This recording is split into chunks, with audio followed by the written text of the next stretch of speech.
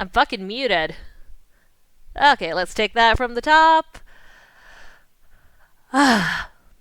Greetings and salutations. It is I, Roxie Ryder, your local time traveling trash buddy, coming to you live from the inside of Golden Trash Cat. And today, Work in Progress Wednesday is back. It's not really a work in progress because actually this game was released today. It's called Staffer Retro. It's part of a series, but I've had the demo, which is Act 1, saved for a while. And so I don't know if I've actually said this, but I have a list. If I encounter a demo for a game that I think I'm going to want to play for Work in Progress Wednesday, I save that to my Steam library and I have a category for it. And then every week when I'm doing Work in Progress Wednesday, I stick all the games that are in that category on a wheel and I spin that wheel, and whatever it lands on is what I play. It just, like, for me, kind of helps me, like, get rid of, like, choice paralysis. It kind of makes it just easier because I know I'll be playing whatever the wheel lands on. But anyway, yeah, this game, this week, the wheel landed on this game, and I found that very funny because when I looked it up, today is the release date. So that's kind of hilarious timing. I didn't time it that way, but yeah. As far as I understand, it is a kind of mystery, like it's an adventure mystery puzzle game, um, dealing with like supernatural powers. I don't really know that much about it. I have not played any other game in this series, but I thought it looked interesting, and I thought that the art looked pretty. So, without further ado, let me take us to the gameplay screen.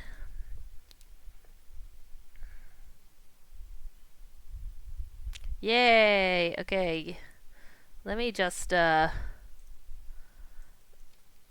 some stuff up here. I should really learn how to set up my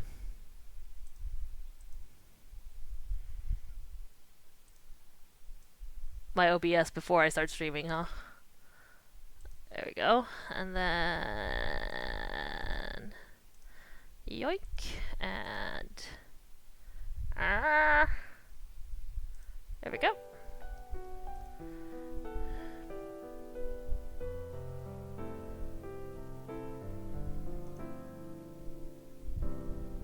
Are you going to capture the game? Hello? It's capturing the sound. There we go. Okay, cool. Yeah. So this is Staffer Retro. And let's just jump into it. I messed around with the sound, so hopefully it shouldn't be too loud. If it's too quiet, I'll figure that out later. But it should be fine, hopefully. Okay. Act 1. Destination. Start.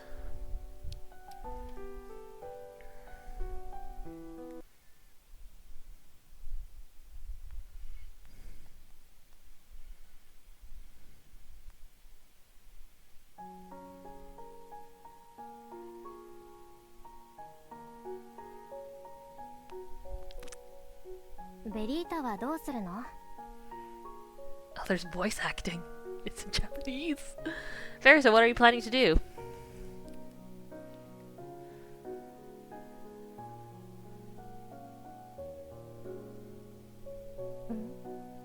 Huh? ベリータ、夏の終わりには14になるでしょ。義務教育も終わるし。There are quite a number of kids around the village who drop out of school once they turn 14. Though once they don't end up studying in order to head north for more schooling. この町では14歳になったら学校を辞める子たちも結構いるじゃない。We're going to be 14 years old once summer's over. 学校に行くために勉強するけど。I did not realize the line was not over. Fair, so we're going to be 14 years old once summer is over. That'll be the end of the schooling we have to take. ベリータはどうするのかななんて。I was just wondering, what's your plan?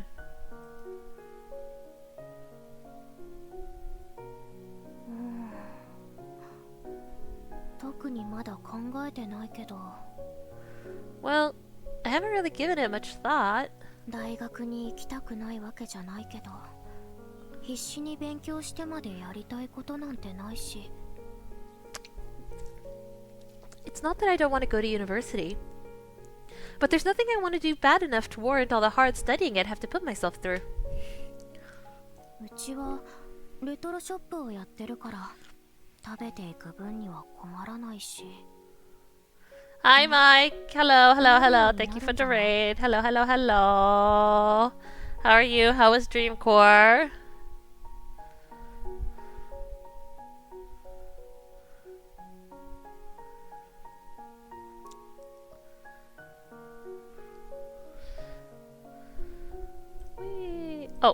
Oh no. There we go. Plus, our house, hi. Did you have fun? We just started, so you haven't actually missed that much. We're still in the opening cutscene. Plus, our house doubles as our shop, retro, so we won't starve. We'll figure something out. There was many toys to look at. Nice. 与えられた仕事だけして生きていきたいかな。 Okay. 私はそれで十分だから。 If possible, I'd love to just make a living and get by like we have been. I'd be totally satisfied doing just that.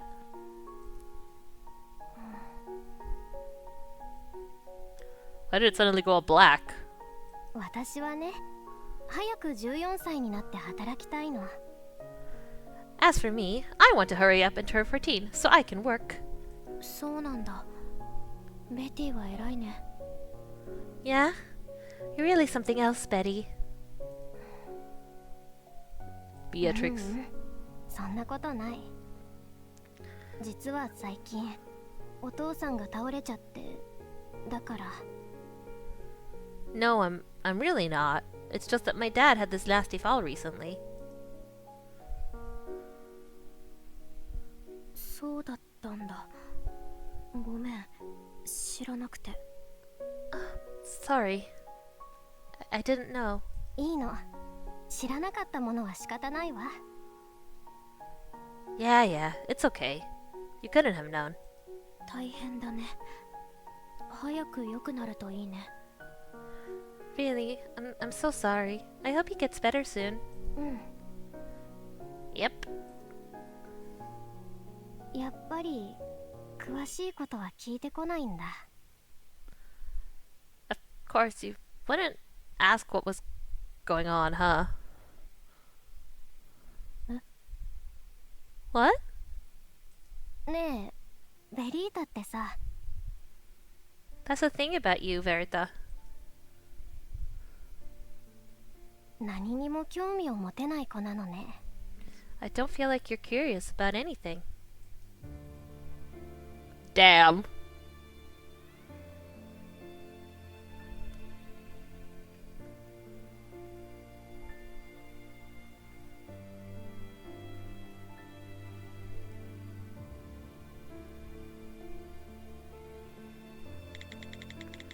Staffer series, the Tetrapod Saga. The what? The Tetrapod Saga?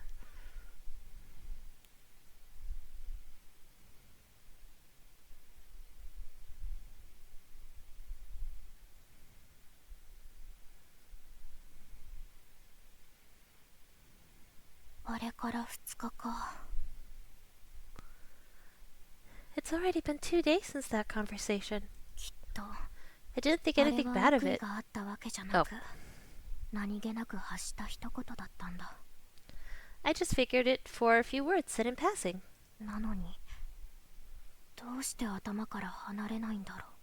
So why can I not get them out of my head? Bitch, because she said that you were not curious about anything. It's kind of crazy. 図星だったからでしょ。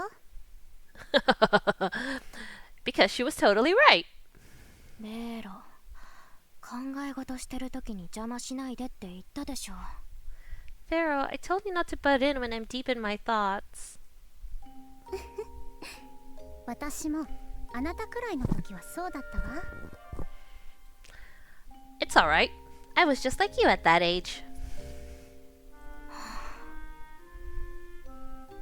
You know what? Since I'm voicing all the lines, let me, no shade to the original,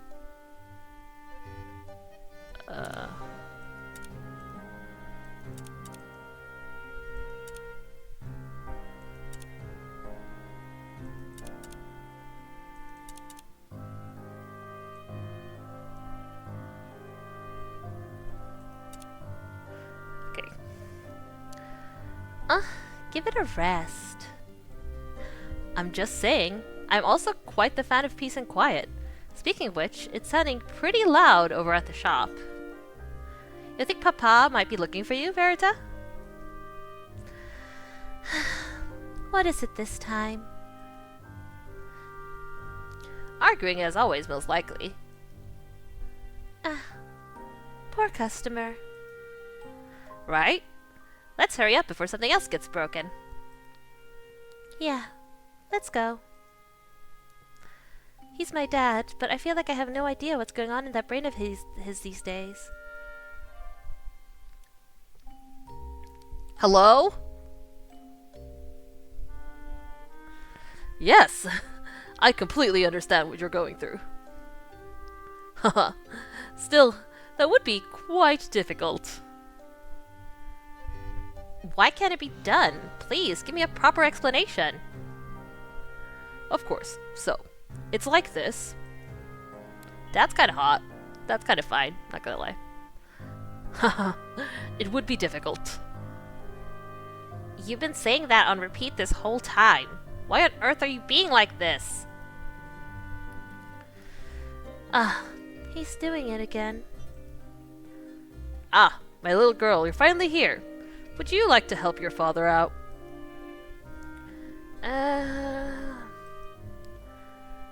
Come now, Verita. Don't give him that look. Papa's asking for a hand. Let's help him out. So, try to discuss this with the customer. Customer seems to have something to say. Okay.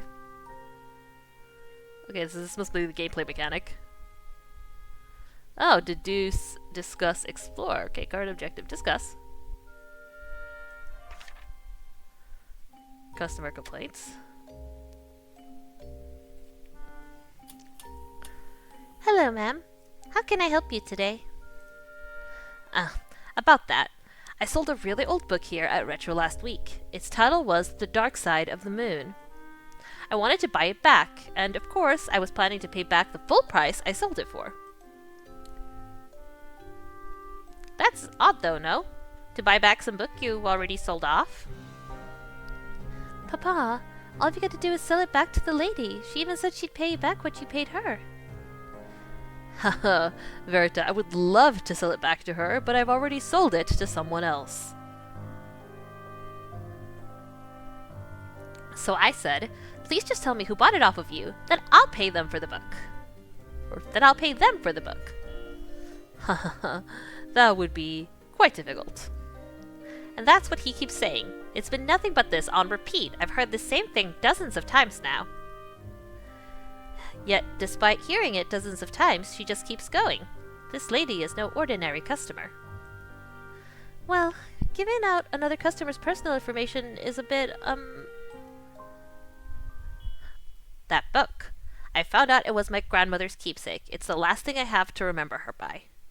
Please help me. I've got to get it back. What do you think we should do, Verita? I'll look through the ledgers. Most of our customers are people from the neighborhood. They'll understand. Thank you so much. Let's find this information quickly so I can go back to my room and take a load off. The book she mentioned, it was The Dark Side of the Moon, right? Okay. Find and present a clue about the book buyer. I should find the name of the book and buyer in the ledgers. Deduce. After selecting a clue, select the correct answer. If there's a question you're not sure the answer to, try holding it down. Big Sis will give you a hint. Okay.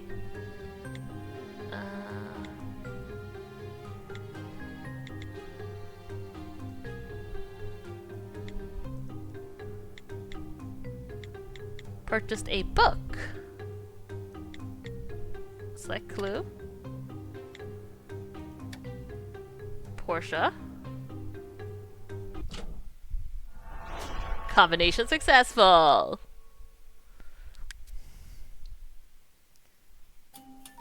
The name of the buyer is Asanio Portia. Is that a name you know? No, first time I'm hearing it. Do you know the name, Papa? Nope, I haven't heard the name either. Maybe a first-time customer? Then, unfortunately, we've got no way of getting a hold of this Portia person. If you leave your contact information, we can give you a call if this particular customer stops by again. That won't work. If I don't get that book back today... I know the name Portia. Huh? No way, even though I don't know who this is? Well, I don't know the person, but I have seen the name Portia before. And I may, perhaps, have a location to go along with the name. This morning's newspaper. Do you think Papa still has it? Papa, do you still have today's paper? Ha! Of course. Here you go, Verita. From how Vero's talking, there must be a clue about this Portia character in the paper. Shall I have a look? Yes. Yes, have a look. Dedukes. We acquired a new document in Quest. Try replacing the document through the list. Today's newspaper. Oh! Here you go. He's an accountant.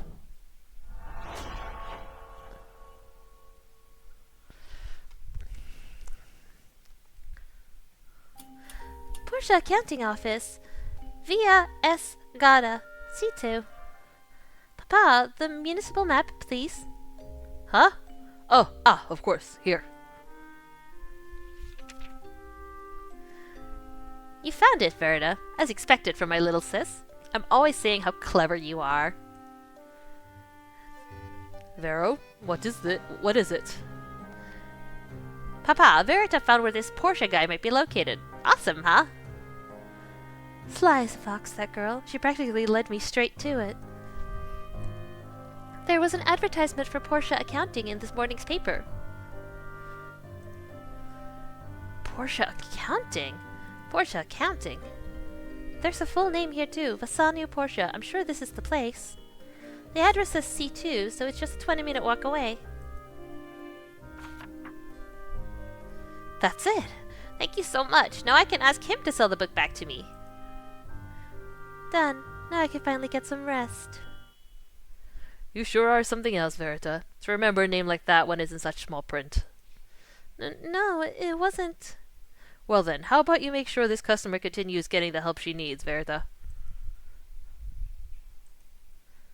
Retro is a shop that sells services. Once we decide to help, we see things to their conclusion.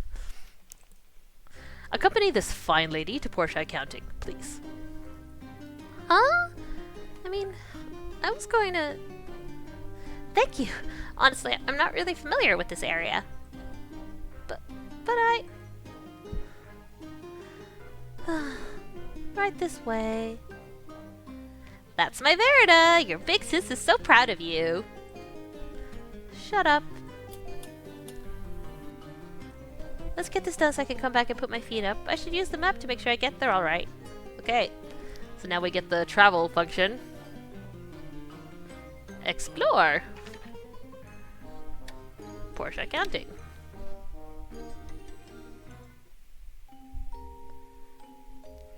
Vero, are you heading out?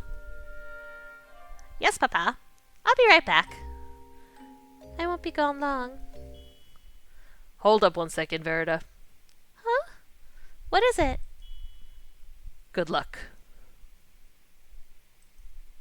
Seriously, I have no idea what's going on in that brain of his. It'll just be a quick walk. I'll be back before dark.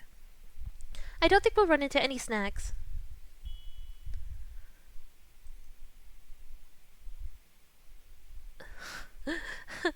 Went out for a walk. Went out for a walk. Don't wait up. Lasagna Portia.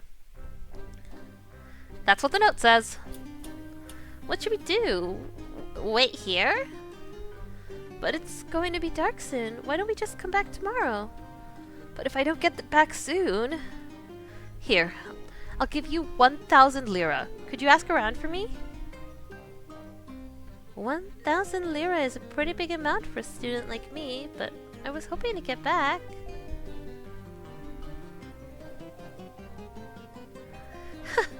Don't make me laugh. My little Verita can't be bought off with a measly 1,000 lira. I wasn't exactly thinking about it like that. But, Verita, what are you stepping on? Huh? This is a page from a book, from what I can see.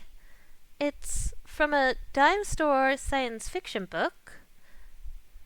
Ma'am, would this happen to be a page from the book you're looking for? I don't know. I never actually read it. However, from the look of this page, it seems like it could be a page from the book I sold. Ah, is that so? Excuse me. Who's this now? That page. Would you, by chance, like to know the location of the person who dropped that page? Huh? Have you seen him? Yes, yes, in a manner of speaking. If you don't mind me dirtying that page, could I see it for a moment? That won't be a problem. Here. The book you're looking for, where was it from originally? Huh? I mean, it's just a book we sold from our shop. It's a shop called Retro down that street over there. Ah, that place. I've been there once before.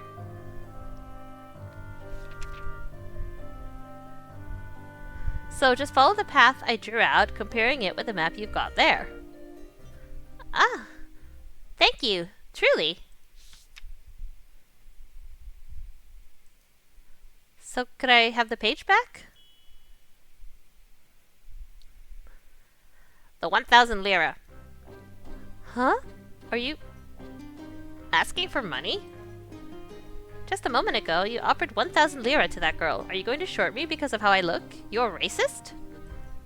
No, and you don't look like a different race from us.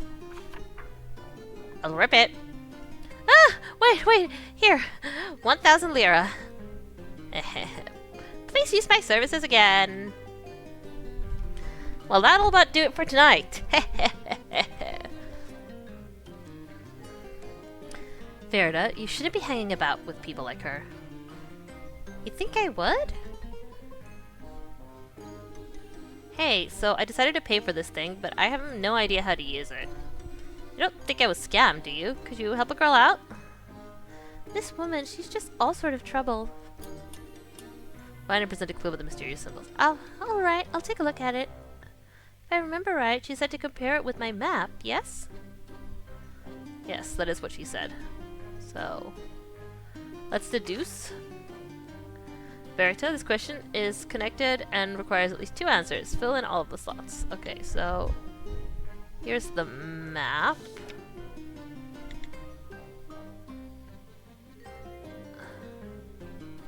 Shop Retro. This is Porsche Accounting. Book's position is in E.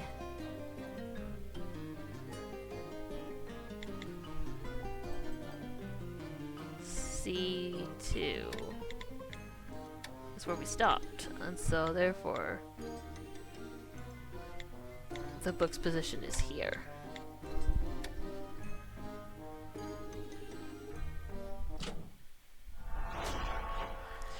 Combination successful. Jesus, I like her. I don't think chat on stream is working, by the way. Yeah, I also don't think chat on stream is working. I don't know what's up with that.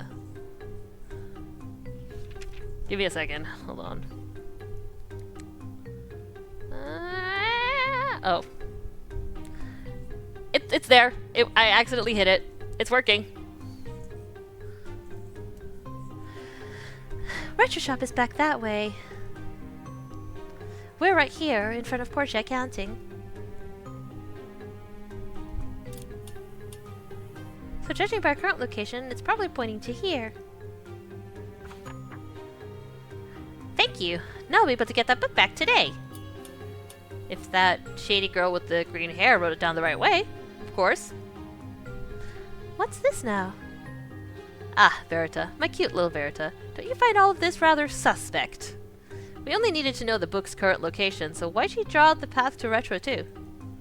Isn't it just so we can get our bearings? Oh, no. Isn't it just so we can get our bearings? If you can set a mark from a building you know, there's no way you'll get confused about where to go. True, but she could have just used one of the buildings around here, for instance the pastry shop she so excitedly disappeared into.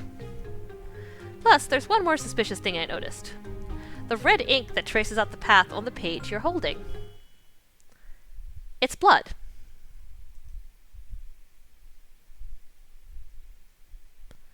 What? What? If what you said was correct, it should be right around here. At this rate, the sun will be setting soon. Someone's standing over there, and he's holding a book.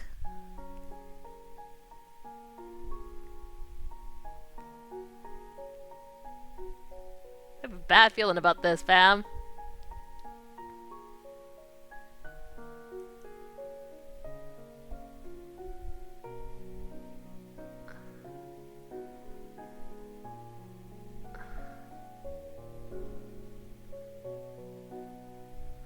Oh?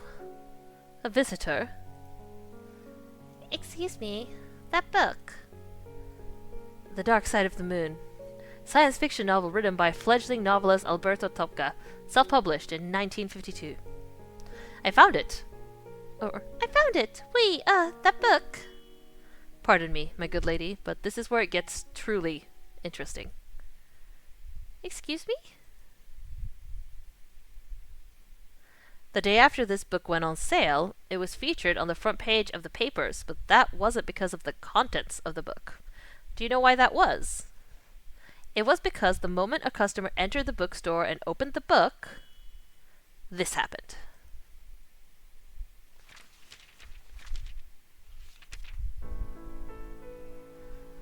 Mana. Substances that break the very laws of this world. Staff. The tools that release the mana that causes these abnormal phenomena.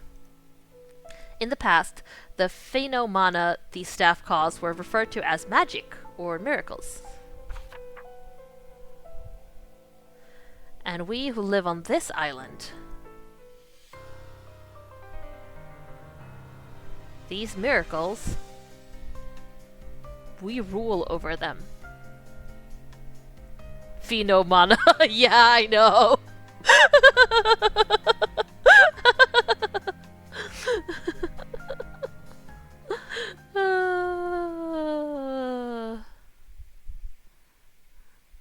Oh my god, he's so ginger. There, I think I've gathered everything I can see. Thank you for helping me pick up all the pages that flew everywhere. I had no idea they'd shoot off like that. Almost gave me a heart attack. So, about promising to return the book. Right. I'll sell this book back to you. All you need is to pay me the price I gave to Shop Retro. Thank you so much.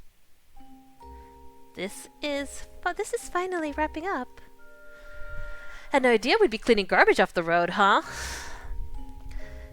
Kid, I've also got you to thank. I found my book thanks to your help. I'll make sure to repay the kindness someday. It's totally fine. I wouldn't exactly call it a kindness. No, I seriously won't forget this. If you ever need any help, you come find me. Well, it'll be getting dark soon, so I'll be off. See you around. Changed her voice like 3 times. Now doesn't our little Verda feel good after doing something nice for others? You talk too much. Well, we should be getting home before it gets even darker. The sun's going to set pretty soon. Hey, young lady, you're the daughter of the Shop Retro owner, correct? Since it's so late, let me walk you back to the shop. Excuse me? You really don't have to. Oh, is that wariness I'm sensing? Interesting. The little miss has some brains between her ears. It really is fine, though. After all, your father is well aware that you've come all this way to find me, yes? I mean, he's not wrong. It's okay, Verida. This man is no liar. I can tell you that much. How do you know that?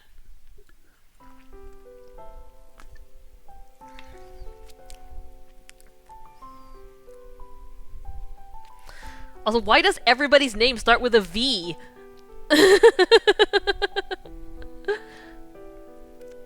It seems like the little miss fancies the moon, yes? Huh? The whole way back, you've been staring upward. No, I actually hate the moon. Wasn't expecting that response. I wasn't bringing it up because I'm in love with the thing myself. Just trying to break the awkward tension. You know my first name, yes. Feel free to use it. Fuck the moon! Okay. Speaking of all that, little miss, it's quite admirable of you to be helping your fellow woman, but it's dangerous to be out this late. These streets were safe enough 5 years ago, but there are just as many hoodlums as there are angels out there in the world. So, you're one of the angels, Mr. Vasanio. Oh? Why would you think that? You just sold that book back to the woman who wanted it. You could have easily raised the price on her. You got me there. It was no skin off my back, though. Plus, I'm of the opinion that all staff has a place and it's... All staff has a place it originally belongs. I see. And that's because she said the novel was left to her by her grandmother? Well, that part was most likely a lie. Yeah, he's probably right there.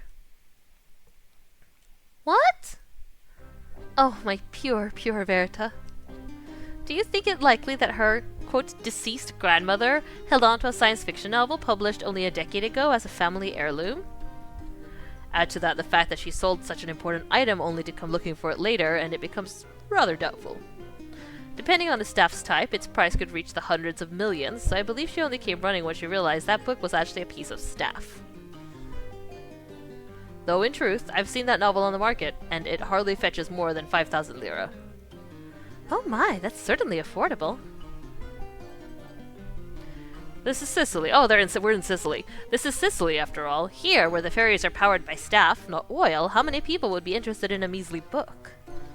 However, she seemed grateful enough, and she said she'd repay the kindness. My apologies, little miss. You should view my rants as nothing but the guesses of a fouled old man. There's not a 0% chance it wasn't her grandmother's book. Yet I'd put it at just about as close to 0 as possible. Yours is a very good mindset to have, Verita. Hope is a good trait. I envy you that. Once I get home, I'm going to bury my face in my pillow and have a good cry. I'm really going to open the waterworks. Besides all that, it's good to finally meet the daughter of Shop Retro. With how proud Master Vano says he is of you, I've always been curious. Ah, right. Huh? Are you that well acquainted with my father? Papa seemed like he didn't really know you. That's probably how it is, indeed. Huh? This could be bad. Huh? Why?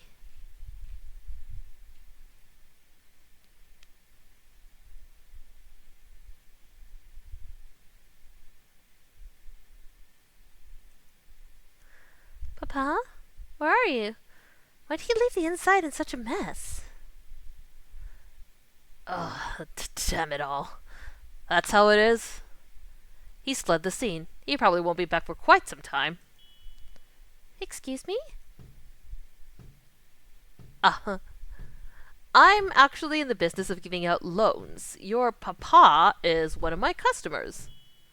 What? He promised to pay back around 10 million lira tomorrow. Ah! Little miss, do you happen to enjoy this simple work? Excuse me? It seems that the repayment business has fallen to you. What? Well then, I'll be counting on you, little miss. Wait! It seems there's been some sort of misunderstanding. Good grief. I won't be gone long. Hold up 1 second, Verita. Huh? What is it? Good luck. Our dad's a shithead. Son of a...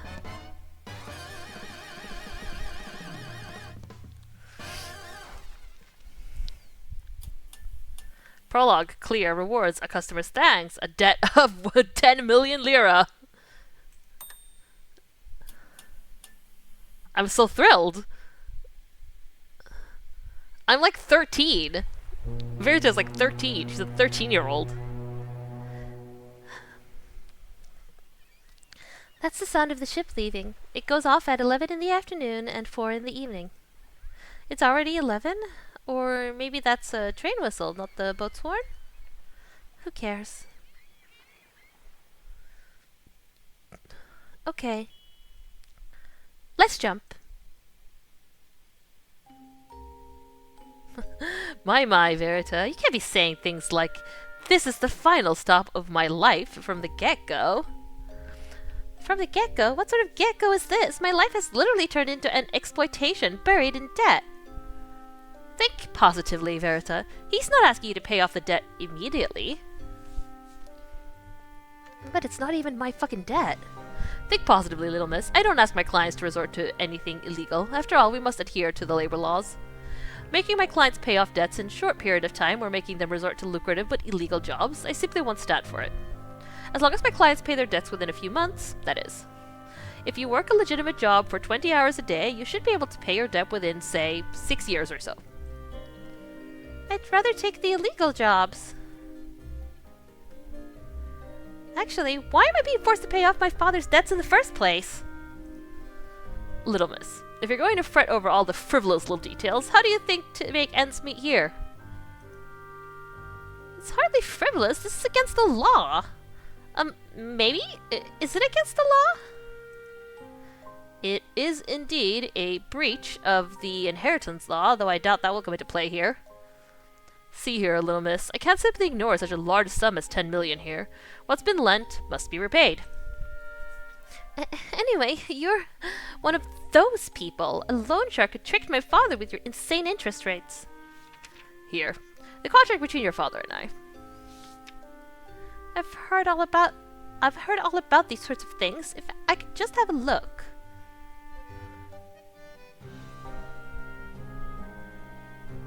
That's even a bit lower of an interest rate than the banks. Verita, let's get a loan from this guy if we ever see the need. Has the misunderstanding been cleared up then? I'm leaving this in your capable hands, little miss. After all, I have quite a number of frightening friends. I would prefer to keep them out of this, if possible. Why? Why me of all people? No, Verita. Try to plead to his sympathies. Come on now. Show him just how pathetic you are. Could you let this go just this once? Where... I cannot. My mother left us just 5 years ago, and... Yes, I am well aware. That's why the debt falls to you, little miss. But plus, I only have a single friend at school. That's great. When you grow up, you'll be far too busy to meet them anyway. And...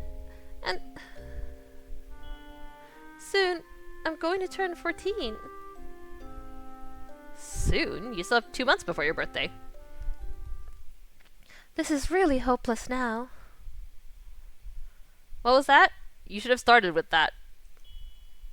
Excuse me? Ah, indeed. I took note of that before, but I must have forgotten. Making anyone under the age of 14 work a job is a violation of the Labor Act. That simply can't be allowed, indeed. Then this man actually takes labor laws to heart. Little miss, I will not force this labor upon you. You're younger than appearances suggest. I'm terribly sorry. You must have been horribly frightened, yes? No, I'm fine. You were just trying to get your money back, Mr. Vasanio. In the end, the bad guy is my dad, who ran off. Wow. It does the heart good to hear so much understanding. So, when is your birthday exactly? Excuse me? Ah, you need an answer if you don't wish to. I wrote everything down in my client ledger. August 31st. Perfect. Right as summer comes to a close. Well, little miss, if you don't manage to pay off your debt by your birthday, that means you'll start working without any more griping. Yes? So, I'll be looking forward to my 10 million by then. Excuse me? Ah, and it would be good to set aside any thoughts of running. No matter where a young child runs off to, there's always someone to file a report. In that vein, I'll be by to see you each day. Until tomorrow. This sucks donkey balls. How are students like us supposed to get our hands on a sum of money that big? Even if we sold every item at Shop Retro, we wouldn't scratch the surface. What if we put the building up for sale? Good thinking, Verita. That is, if Papa didn't take the deed with him when he ran off. What on earth was he even thinking? He's far past the edge of letting his dreams get the best of him. That man said the debts were brought on by gambling, so if worse comes to worse, even if we were to find Papa, he might not have the deed anymore. Why this? Why me? We just needed enough to get by and make a decent living. That was enough for me. This is the absolute worst situation imaginable. It really couldn't get any worse. So, we've hit rock bottom, Verita? Yes, which is why we're up here. To be worked like a slave for 6 whole years. I'd rather be dead. I see. Still, it'll be fine. No matter where you go, Big Sis will be at your side. I hope you make it to the moon in your next life. Would it be better to just jump? Maybe then I wouldn't be thrown away by anyone precious again? If that's really the case. Good. Let's try this out. Huh? It's that woman. Oh my, the businesswoman who drew out a map with her own blood. What's she doing here? There we go.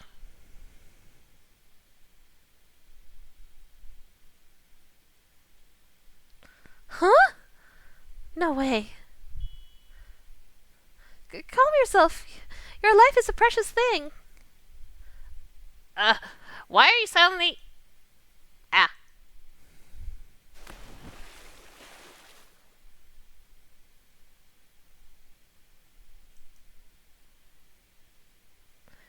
Verita, thankfully I don't think anyone saw all that. Well, what should I do? Should I call the police? An ambulance? Calm down, Verita. The woman jumped in with remarkable form. Look, she's probably a natural swimmer. She scared me. But what exactly is she doing down there? Ah, she went back down.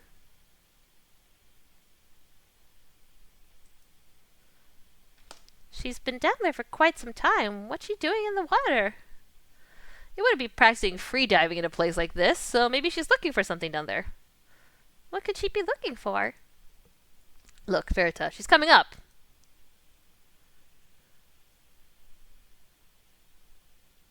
Gurgle, gurgle, gurgle, gurgle. Yeah! Her lung capacity must not have been up to snuff. What should I do? Should I call the police? An ambulance? I saw a lifesaver on our way here. Bring that over. Vero is so calm.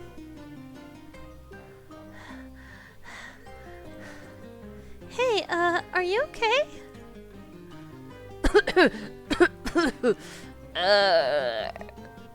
She certainly doesn't look okay. I can see that. She dropped something. Is this a sculpture? I'm not taking it, so calm yourself down. This woman, did she really go down there to find that thing? Is that thing valuable? Ugh, I'm so cold and hungry. Cold and hungry. Wow, absolutely pathetic. Who made a person? Who made this person like who made this person like this?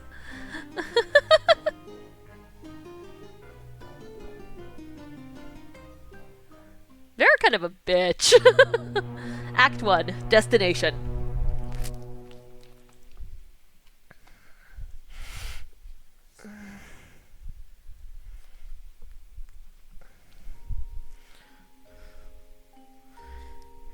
Hey, thank you. You saved me from drowning, and now you're even preparing a meal? I wanted to repay you, but as you can see, I'm sort of a lost soul with nowhere to go. No, it's really okay. You're going into the drink was sort of my fault. No. I was already intent on going in there. So you went in to recover that rabbit-shaped sculpture? Ah, Verita. She brought her guard up. Change the subject, quick. Would you like some more pasta? Ah, sure.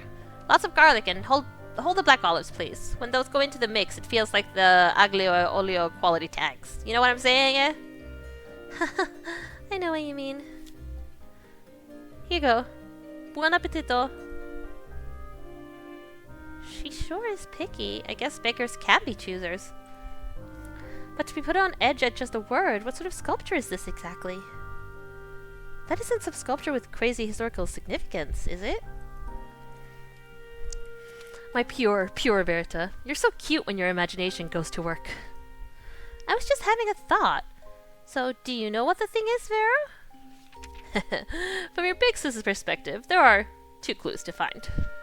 One is a sticker stuck to it. It's made of a material that's easy to peel off, but it didn't deteriorate in the least during its time in the water. In other words, that sculpture couldn't have been in the water for very long.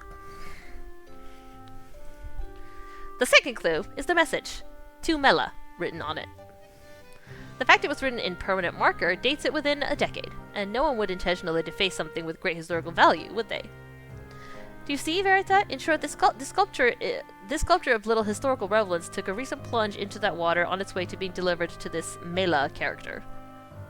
Huh? That sculpture isn't valuable at all. We can't say that for certain. Ah, look here. You can't just be touching someone else's property. It's dangerous. We still don't know this thing's skill or its trigger. Excuse me? Skill? Ah, forget I mentioned it. If it's got a skill, that means it's been made staff through a phenomena. That's just another way of saying it has supernatural abilities. The trigger is the condition needed to invoke its skill. So, that sculpture is staff?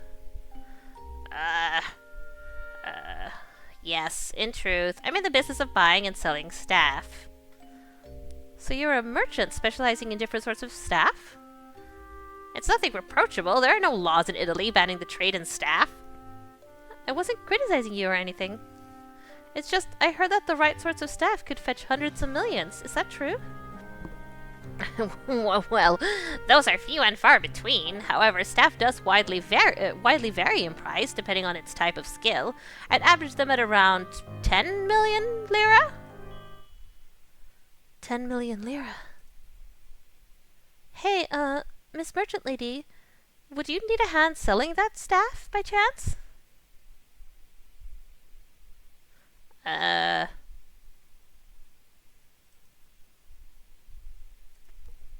Are you sure you're not underestimating the skill required to sell staff? Excuse me? Anyway, it's not the sort of work just anyone could do. Staff isn't the sort of thing to be selling carelessly without finding out its characteristics. Even this rabbit sculpture can only be sold after carefully researching both its skill and trigger. Looking into a piece of staff's past is impossible without a certain level of knowledge and handiwork. At times, your very life can hang in the balance. Don't ever underestimate staff. I'm risking my very life here. To look down your nose at such an esteemed career, it just sort of grinds my gears. I'll be going. After I finish the food. Slurp. After the food, of course. So you were thinking of making some money by helping her with sales? I thought you might be thinking of stealing that sculpture. What sort of girl do you think I am, Vero? I mean, you did turn deader in a day and try to kill yourself before pushing another woman into the water. It's understandable to assume you've taken a turn for the worse. It's sort of unbelievable hearing it all spelled out like that. Either way, it heals the soul to hear my kind Verita was going to make money on the up and up. I've got nothing to do but cheer you on. Oh, this is what I'm surprised by. You're the big sister, or are you like not actually her big sister, she just calls you big sister? Because why is this just her problem and not your problem? What's the point of cheering now? It doesn't seem like this merchant lady has any thought of accepting the hand. She just said that looking into a piece of staff's past is impossible without a certain level of knowledge and handiwork. Then we just have to prove to her that we have the skills required. Prove to her? Look here. I already found the clues required for doing just that. The rest merely lies in finding the information that connects those clues. That will lead to finding out the characteristics of that staff. You think you can do that, Verita? Current objective. Find the information connected to Bureau file the rabbit sculpture. I've never tried to do it, and I certainly don't want to start now. But I've got no other choice. I'm still too scared of dying.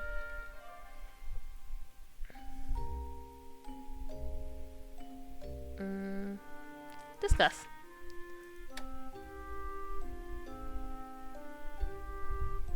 So, Slurp. She's wolfing down the path at a startling speed. I don't think you'll have much time. You're going to have to find the clue relating to that piece of staff and use it to convince her. For example, maybe the name of a place relating to that staff? Okay, deduce. Okay, the rabbit sculpture. Skill trigger. What triggers a skill? Unknown sticker to Mela. Okay. It's a truck of some sort.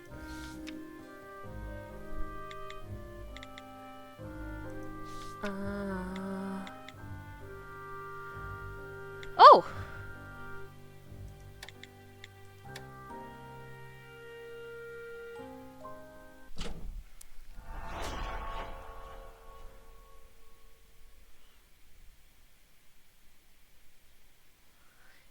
Thanks for the grab. Since I'm mad at you now, I'll be going. Wait up! You're going to go. You're going to go have a look into that sculpture, right? Do you know where you're supposed to head off to? Well, I was planning to take my time looking into all that.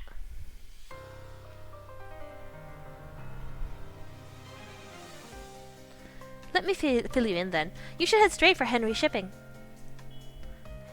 Henry Shipping? What's that exactly? Well, it seems like it's one of the main delivery services in this town. Oh, Verita, I'm loving the confidence. The staff you have, the rabbit, it has a sticker on it. Ah, you're right. That sticker has one particular mark on it, and if you have a look at the advertisement for Henry Shipping in this newspaper... Ah, it's the same mark. In other words, this sculpture must have been scheduled for delivery by Henry Shipping. So if you're going to look into that sculpture, that'd be the best place to head first, no? Henry Shipping. What do you think? Wasn't that pretty helpful? Calm yourself. Calm yourself, Verita. If your offer is reasonable enough, the other party is bound to listen. Miss Merchant Lady, we should come to an arrangement. You're not too knowledgeable of the area, are you? Plus, you don't have much money in your wallet, right? Let me help you. If we can work together, I'll let you stay at my shop for a time. I'll even make you pasta just how you like it. Tempting offer. In return, if you successfully sell off that staff, we split it 50-50. Bye now. Wait, you're just gonna leave? I saved you from drowning. You said you wanted to repay the favor. I mean, you pushed me in the first place, no? You said you were going to jump in. You said you were going to jump in anyway. How about I call the police? You want to tell them that? This bratty little... Wow, this woman, she takes trashy to a whole new level. I'm so sorry I pushed you in, but if you won't take a partner on, would you at least take on an assistant? An assistant? I see. I have been doing this sort of work for quite some time, so maybe it is time to take on an assistant. I'll finally have someone to call me ma'am. No, judging from that reaction... Right, because selling wares as mysterious as staff is simply stupendous. You've got a lifelong assistant now, ma'am. Where's this coming from? Did you think buttering me up would get me to welcome you with a smile? Have you been reading too many comic books? She saw straight through you. You talk to... Sorry, but business isn't something to be determined by emotions alone. Plus, giving an assistant a 50% cut is ridiculous. So then I'm fine with 30%, so... Stop there. That's not even the problem anyway. Is that not enough? Then I'll be fine with 10. Well then, shall we be off, assistant girl? Excuse me? Please pack this up in your sturdiest box and come along. Your boss will go see to the transportation.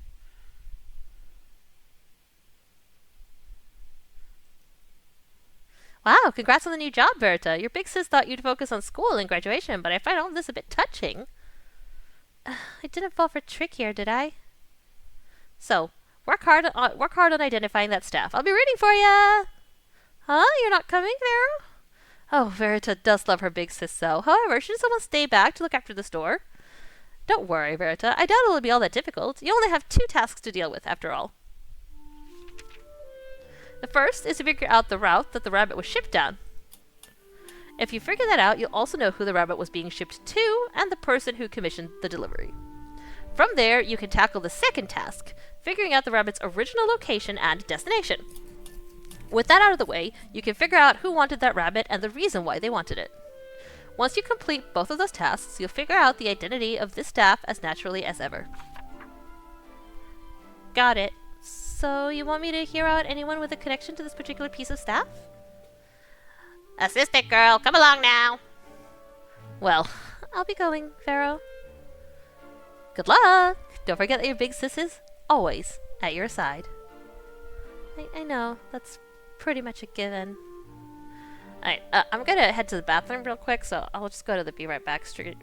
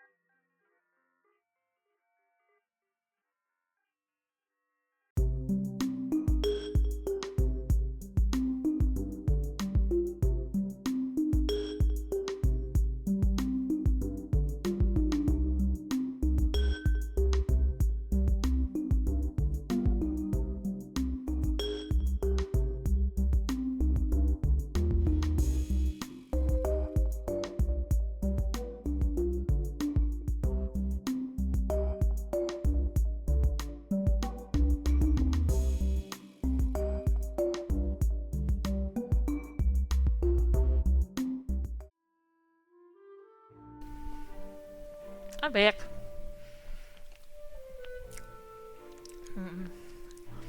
Currently Current objectives. Repay your debt of 10 million lira.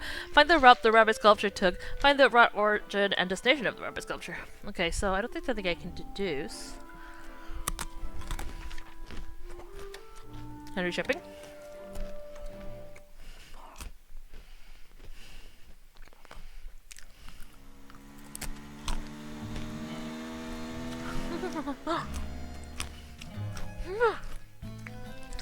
This visual is very funny. Your means of transportation is a scooter? Yep. There's a certain romance traveling by scooter. I saw this one abandoned nearby. What? Now that I'm thinking about it, we haven't even been properly introduced. As for me, I go by Zad Very. For now. For now? I'm Verita. Verita Retro. Retro? Ah. Thus the vintage shop. Heh. That can't be it, can it? No, it really can. That's why my parents decided to start dealing in vintage items. Her last name is Retro, so it just felt natural. That's what my parents said. Kind of silly, though, my parents.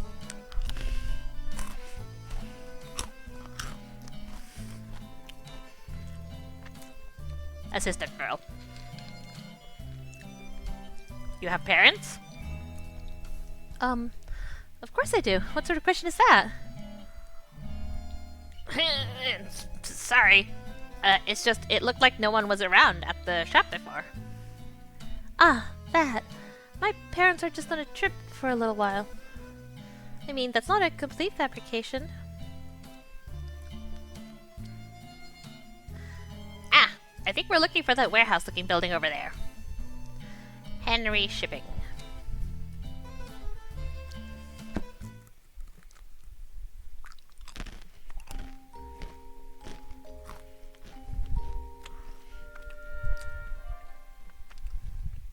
Hold on, let me finish this pretzel.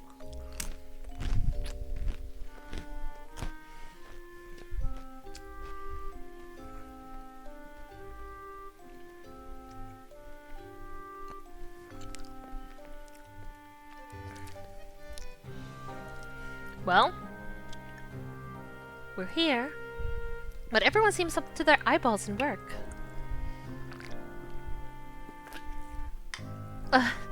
Can we really just come in like this? Assistant girl, this is the sort of place that invites people in. If there's no sign saying stay out or no person kicking you out, you're free to enter whenever you please. Who are you two? You can't just be barging into a place of business.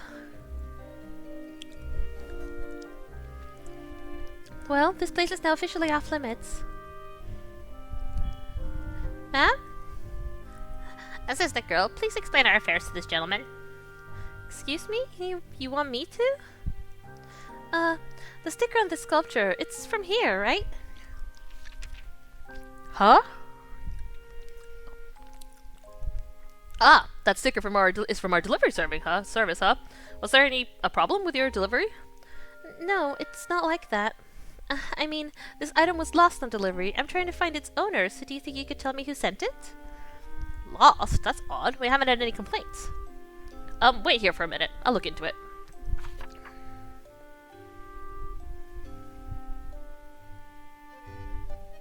Ma'am, how long are you going to cling to my back like this? Sorry. Talking to people I just met is sort of... How has she conducted business up to this point? And you do well to keep your guard up a bit, assistant girl. This world is home to a good deal of strange people. If I were to hide myself like you, we'd have no one to ask the questions. Oh, and who's this? Why is he here? I agree, why is he here?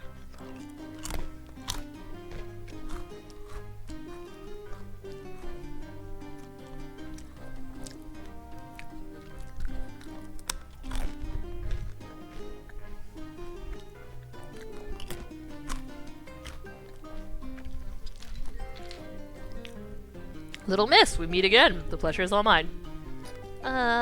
Assistant girl, is this an acquaintance of yours? Oh, and who's that next to you? A school friend? No, just this merchant I'm helping. Ah, I look like a schoolgirl. That's a bit of an issue. I may look young, but I've got a number of years under my belt. Considering how happy that made you, you're definitely an adult. But, little miss, what brings you here? You weren't going to sneak a ride aboard one of these trucks to make your escape, were you? That would be a bad choice, as they only deliver in the St. Agatha area. Escape? It's not like that, I just... Huh? Wait 1 minute. Little miss, are you in possession of staff? How do you know? Assistant girl, when you use the staff's skill, it gives off mana.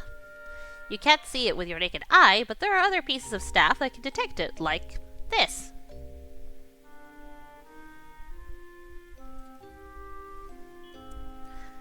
Ah, if you look closely, it's glowing. My ring, like that necklace, has beads as well. They don't work the best, but they're the easiest... whatever this is. Staff you get your hands on. Ah, I see. So, little miss, when are you going to show me the staff? I'm absolutely tickled with curiosity. Give me a minute. Here you... That's our featured product you have.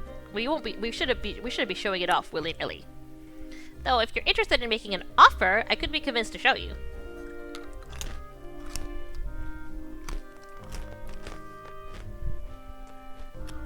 A merchant indeed. You're more capable than looks suggest. Alright. If it's good enough, I'll make you an offer. Of course, that depends on if you can make a guarantee on both its skill and trigger. Well then, assistant girl, show the man. She's got a knack for this part, surprisingly. Plus, if Mr. Vassanio buys that staff, I'll be able to prove my ability to pay off my debt. If we do this well enough, there might just be some hope. Oh, a sculpture. Very nice. That's the sort of staff that collectors like. What's its skill? We don't know yet. Excuse me? Yet you're just carrying it around? What are you to do if its skill is exploding or the like? What? That can happen? Calm down, amateurs. If its skill carried any physical harm, there's a good chance the staff itself would show some damage. But this sculpture is intact, so we're fine.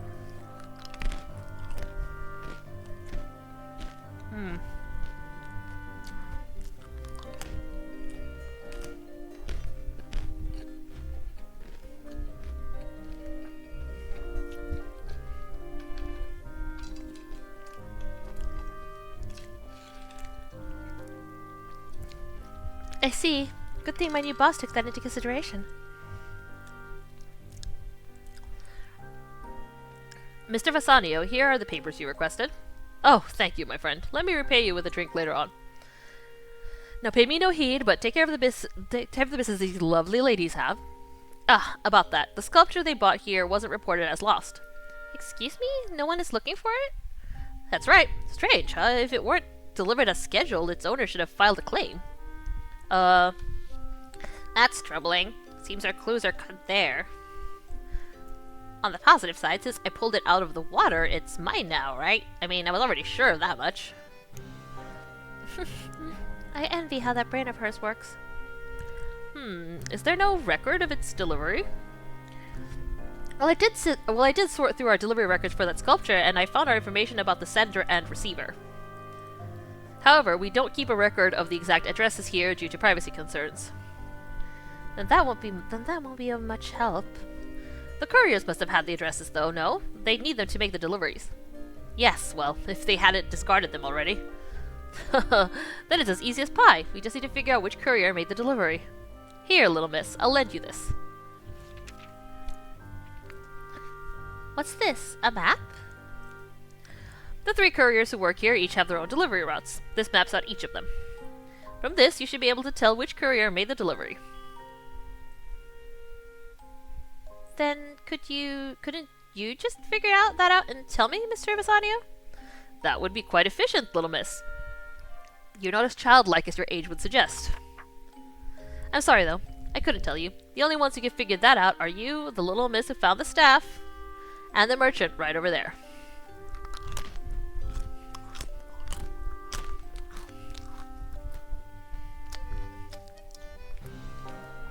As expected, assistant girl. I'm all you've got. Seems like this is destined to fall to the boss in the end. Seems I've got to talk to my new employer. about when she found the staff.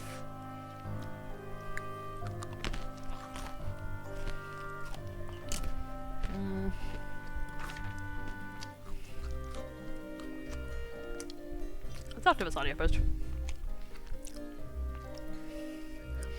But, Mr. Visania, what brings you here? Me? There's a courier here who owed me a favor. I just came to meet him. However, he's off on work. Since the nature of his work varies where he might be, finding him would be quite difficult. That's why I asked that employee from before to share with me his delivery route. But now, well, it seems like you young ladies need that information more than I do. You said that she and I could see who delivered the sculpture by looking at the roots, yes? What did you mean by that? Are you asking me to tell you how, little miss?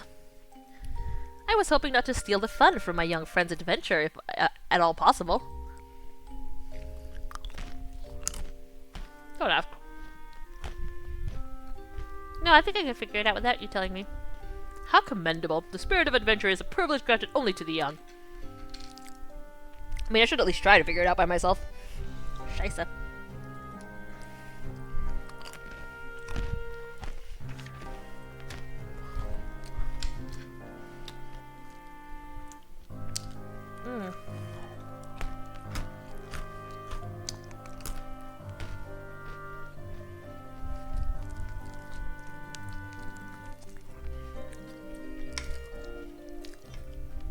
Come to think of it, ma'am, how do you know this sculpture was on the ocean floor? With this, my new assistant. Beat seconds and mana, that's how she did it. Last night, while I was passing over that bridge, the bead on my necklace started glowing. I was so shocked that I dropped the loaf of bread I was carrying. But of course, I picked it up within a 3-second roll and ate it anyway. I didn't want to know that last part. So the next morning, I was thinking about how to get over that railing. Then my to-be assistant pushed me. Yeah, sorry about that. While I do believe there was no other way besides jumping, I ended up struggling with it because that sculpture was more buried than I thought it'd be. The buried state of it was probably why the waves didn't carry it off. However, what were you doing up on that bridge, assistant girl? Excuse me? Well, I think we should focus on finding the courier who delivered this sculpture instead, no? Right. Your Mr. Masania said we'd be able to figure it out from the courier routes he gave us. But the only piece of information we know is where we found this sculpture, right? Yeah, that's enough information. Okay.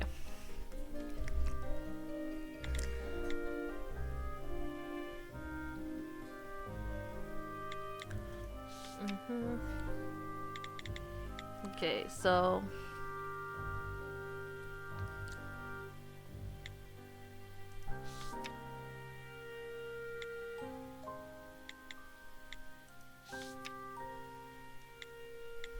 it's E2. Delivery records. Sculpture, rabbit decoration, sculpture, and reshipping routes. Okay, so it's route B. Daddy.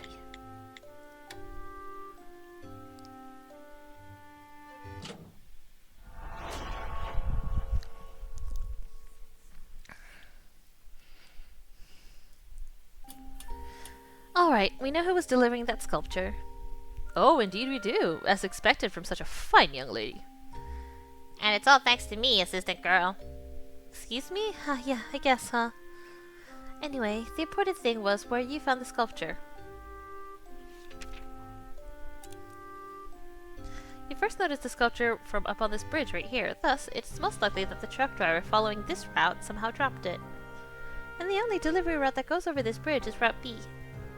Since the sculpture was found in the ocean, there is a possibility that it was carried away from its original location, but Route B is the only one that goes close to the ocean. In other words, the person who transported the sculpture was the one in charge of Route B, and the name of that person is... Daddy? It does just say Daddy. I mean, we could have figured that out without him writing it here. He's actually one of the best drivers here, but everyone calls him Trucker Daddy or just Daddy. Quite the coincidence. I am also here to see Daddy. I have some business to discuss with him. Considering the time, he's probably just about to cross over that bridge. You know, but Trucker Daddy. I see. Seems this is also fate, so would you like a ride in my car? No, thank you. Will you be able to answer the same after hearing the sound of this baby's engine? No, thank you. Just a jest, little miss, but this sound really stirs up nothing within you?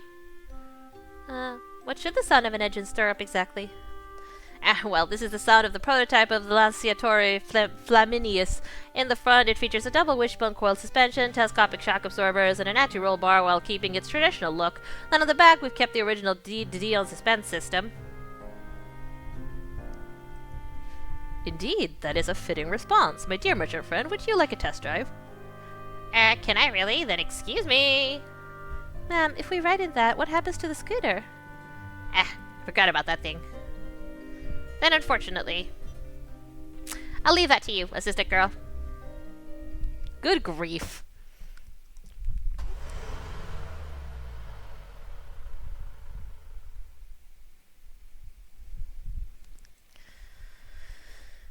I hate everything about this. Seriously.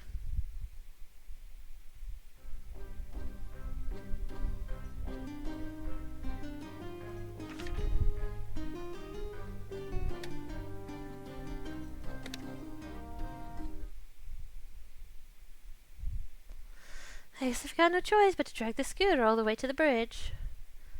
That woman, she even left the box with the sculpture here. Huh? There's something else in here. This is...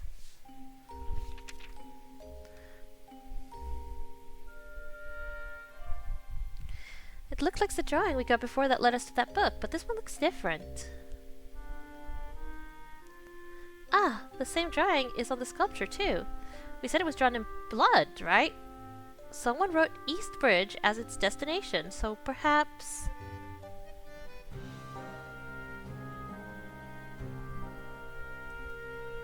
Is this a map of the sculpture's movements? How did my employer know about all this?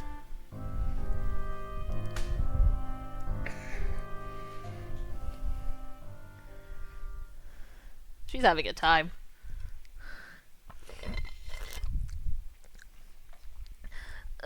Almost there. Little miss. You did good in getting here. Have some water. Huh? Assistant girl, why'd you push that scooter here instead of riding it? I don't know how to ride one. I don't even have a license. This creep. She's looking at me like she doesn't know why that's a problem. Whatever. What's done is done. How was test driving the expensive car, ma'am? The seats were just as hard and uncomfortable as I'd heard. Why would anyone love a car like that? Because it's expensive. Ah, right. If I sold this car, I'd get maybe 100 million lira? What? That's 10 times my debt. To think of going through all this for just 10 million. Think that odd, little miss? There's gotta be a reason for owning something cheaper, but there doesn't have to be a reason for owning something expensive. That's just how it goes. The person we were waiting for has just arrived.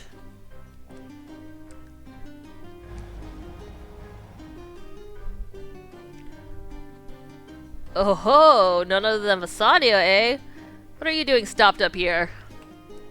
Hello, my esteemed delivery man. We were waiting for you. So this is Daddy. I like the green hair freak. She's rude and strange. Yes, I like her too. Now what does Daddy look like? Oh my god. Huh? Didn't you say I had till next week to pay up? Have you got me confused with someone else? Well, that business is looming, but would you solve a problem for these young ladies first? Oh, look at these cuties. And what problem might that be? Feel free to call me Trucker Daddy as you lay it out for me. Assistant girl, didn't that sound like a line a pervert might say? And why would you say that in front of the man in question, ma'am?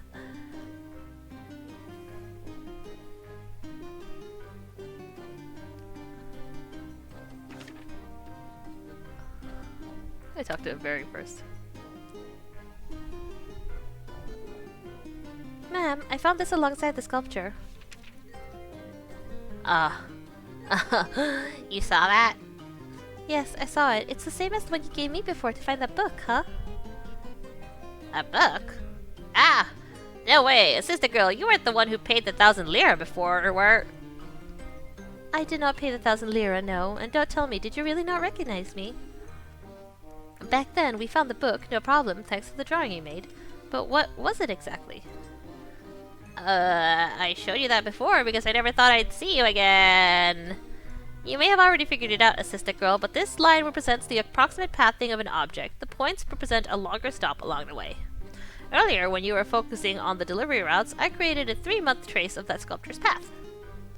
You created it? How can you know where it went?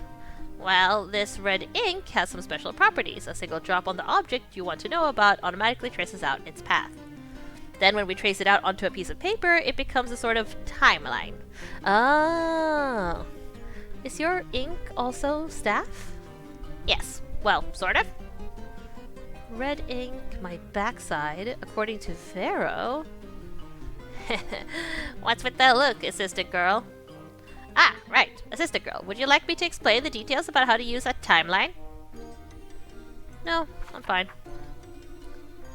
Ma'am, are you sure you're not just changing the subject? Ah, no. I would never. Assistant girl, all this suspicion directed my way has me feeling sad, even though it has a speck of truth to it. Understood. I'll stop there with the questions then. Well, since she wants to hide it, there's no use digging, right? This timeline is more important anyway. With this timeline in our possession, we may be able to find the person who originally had the sculpture. About the sculpture.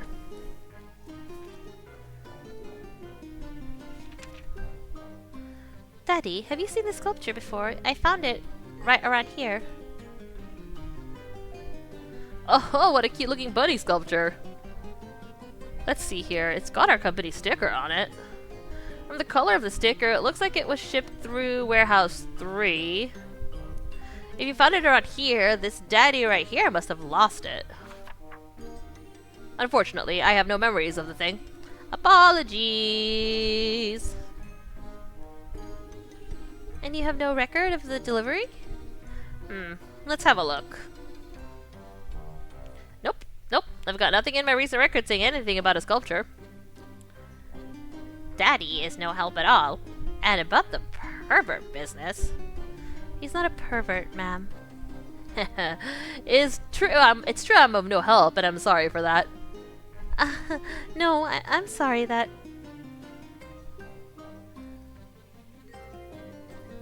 What's she up to? What's she up to? Well, I wouldn't be so quick to jump to conclusions. Due to the nature of my job, I'm normally on the lookout for things, but I've found that sometimes the most unexpected of hints can come from the most trivial of remarks. Hints? What did Trucker Daddy just say, exactly? My assistant, isn't it normal to keep a written copy of all interviews in the case of investigations? Can't be helped, I guess. I'll just give you some of my notes this time. Don't just stare at me like that.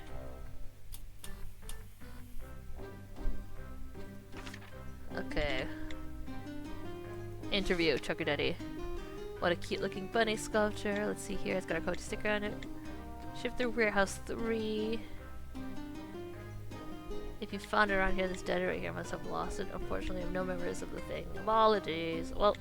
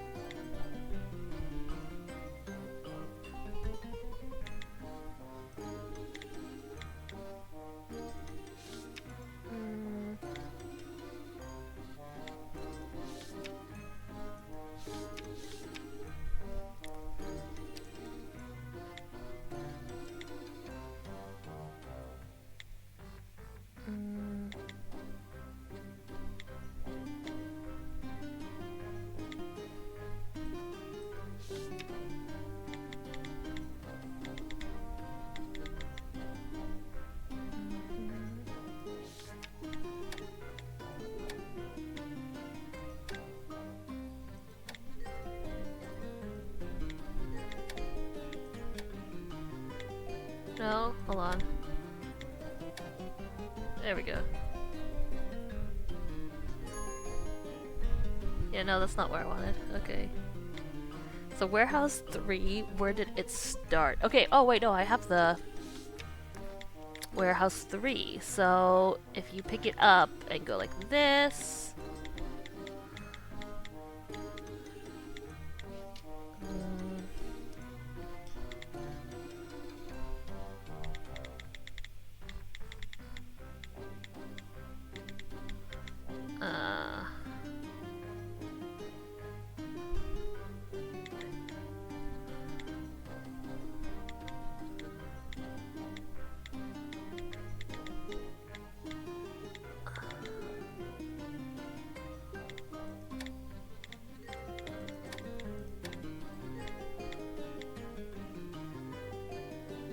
Where does it start?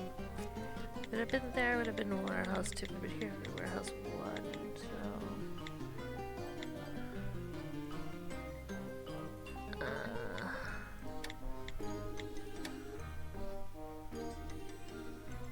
that's not it. What am I doing? Oh.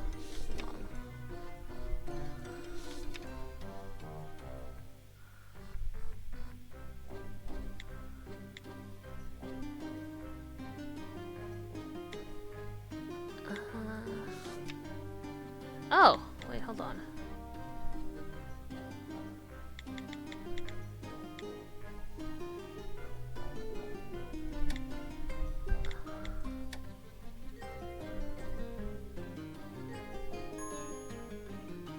That's not it either.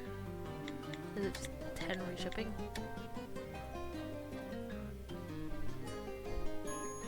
Oh, wait, hold on.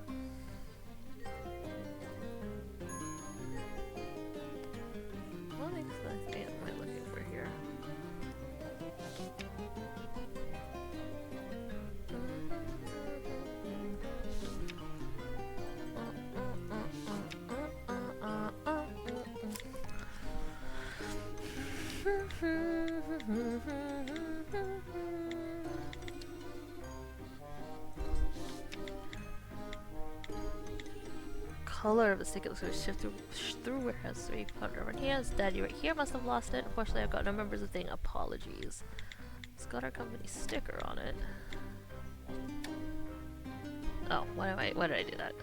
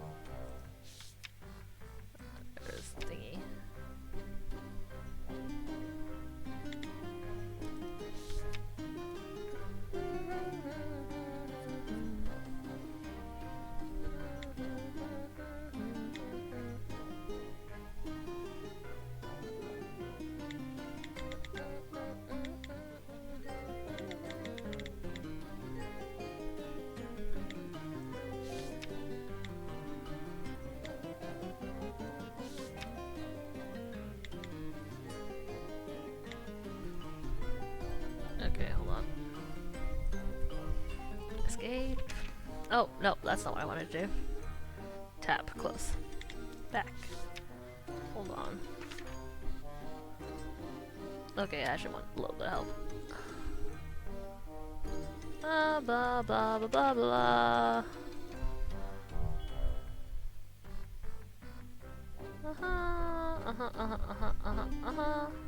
Yes. Sure, it'd be great to get an explanation. After all, this paper looks different from the one I saw before. Since I knew the general route before, I was able to guess the approximate distance between the stops. But because we only know that its final stop was this bridge, we don't know how far this stop is from the next or which direction it traveled in.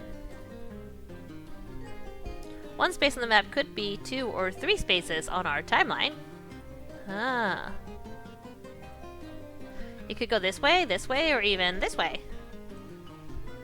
In other words, to figure out our distance and angle, we're going to need at least 2 points of reference. Got it. Okay, hold on.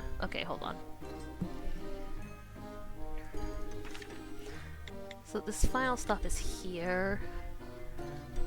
If this is where it was delivered from, just flip it a little bit. I don't know, like here?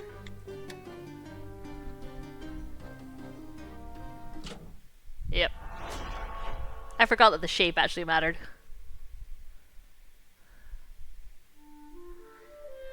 Ma'am, using this, don't you think we could figure out where the sculpture came from? Aha! That's a timeline I created. If this red line is a map of the road the sculpture traveled, there's a good chance we can find the starting point that leads us to the sculpture's original owner. Well, we can't figure out the coordinates of the starting point from the object's destination alone. We need at least 2 solid coordinates. That's true. However, we can be sure of at least 1 more coordinate. Think back to our talk with Trucker Daddy. Daddy said that the sticker shows it came from a warehouse 3. In other words, before the sculpture came to rest here, it stopped for a time at Henry Shipping's 3rd warehouse. Thus, that gives us the right angle for our timeline. Aha! If we compare that to the map and assume that 1 space on the map equals 4 spaces on our timeline... Yeah. Then the starting point of the sculpture before going out on delivery...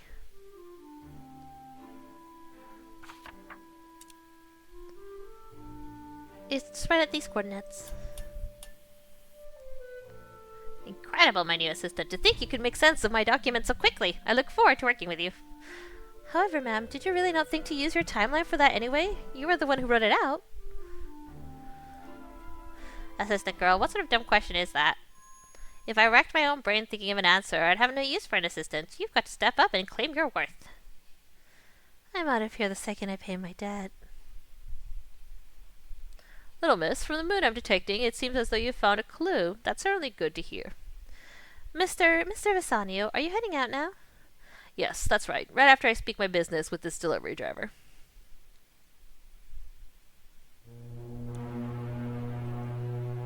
Oi, it's already time for the evening ferry to depart. Well, I can't be delaying my next delivery, so I'll be off. Then it's already 4 in the evening. Little miss, I must be going as well. Do you have some other place to be, Mr. Visanio? Yes, that's right. I've spoken my business with this delivery driver, so I must be off to see another partner of mine. Another partner? Another person who owes Mr. Visanio a debt, then? I hope you 2 ladies keep your noses down until you find what you're looking for. If you need any more help, find me at Henry Shipping. Once you're ready to sell that staff, wait for me at Shop Retro. I'll head there once my business is settled. Ah, thank you. Thanks to both of you. No need for all the pleasantries. After all, a gain for you, little miss, is a gain for me. He's got a point. Though, on a personal note, I'm cheering for you, little miss. To pay off a debt by yourself at your age, it's not something just anyone can pull off. Indeed, and with that I'll be going. See you soon!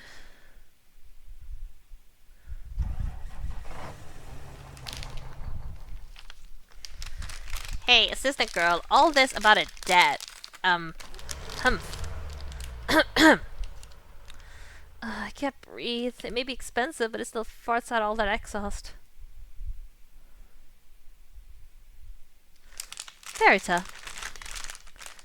Vero, what are you? Verita, that rabbit. Throw it back into the ocean. What?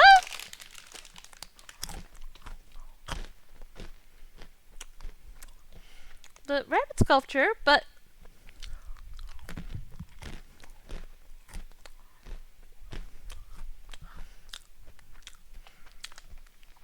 Verita, aren't you supposed to listen to your big sister?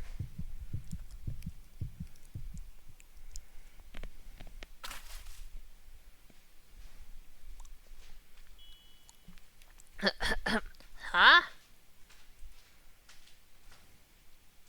Assistant girl, what you just threw a second ago? Don't tell me. It was the sculpture.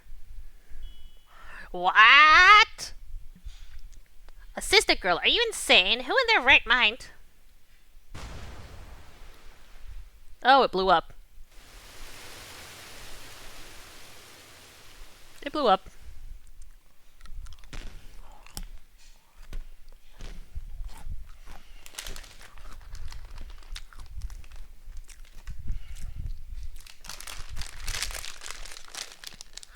Okay, how did her sister know that, though?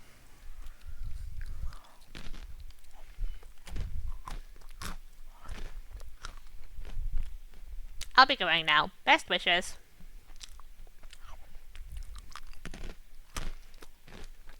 Ma'am. What on earth were you having me carry around? Mirror file updated. Skilled. Massive explosion. Trigger? Question mark.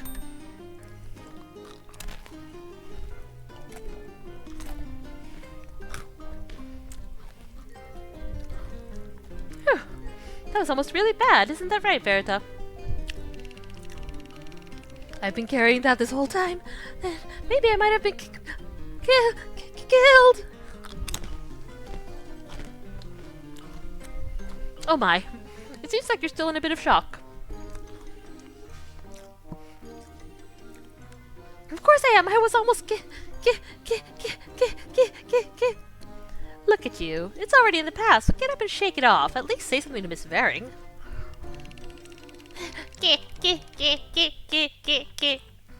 Ah. She's in the same boat. We've been carrying it around, but it wasn't like I forced her to hand or anything. So it's not my fault, right? So everything's okay, right? Nothing's okay. You were strutting around, confident that the staff wasn't the least bit dangerous. But everything I've seen thus far has been that way. I was just telling you my truth, and that sculpture turned out to be an exception. So I'm a victim here too. That damn confounded sculpture, it tricked me.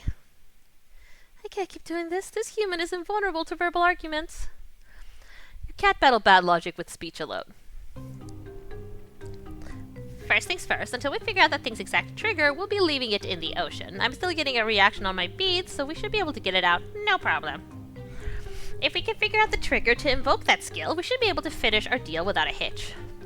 But, what sort of trigger might that be? Even if there's some condition for setting it off, I can't figure out what it might be. Assistant girl, triggers don't follow a limited set of rules. There are some triggers where you hold an object upside down, and others where a trigger could be sunlight. The trigger for the novel from yesterday, The Dark Side of the Moon, was just being opened, yes? Then it used its skill to shoot out all those pages. So in other words, I fulfilled the conditions for the trigger up on the bridge a second ago?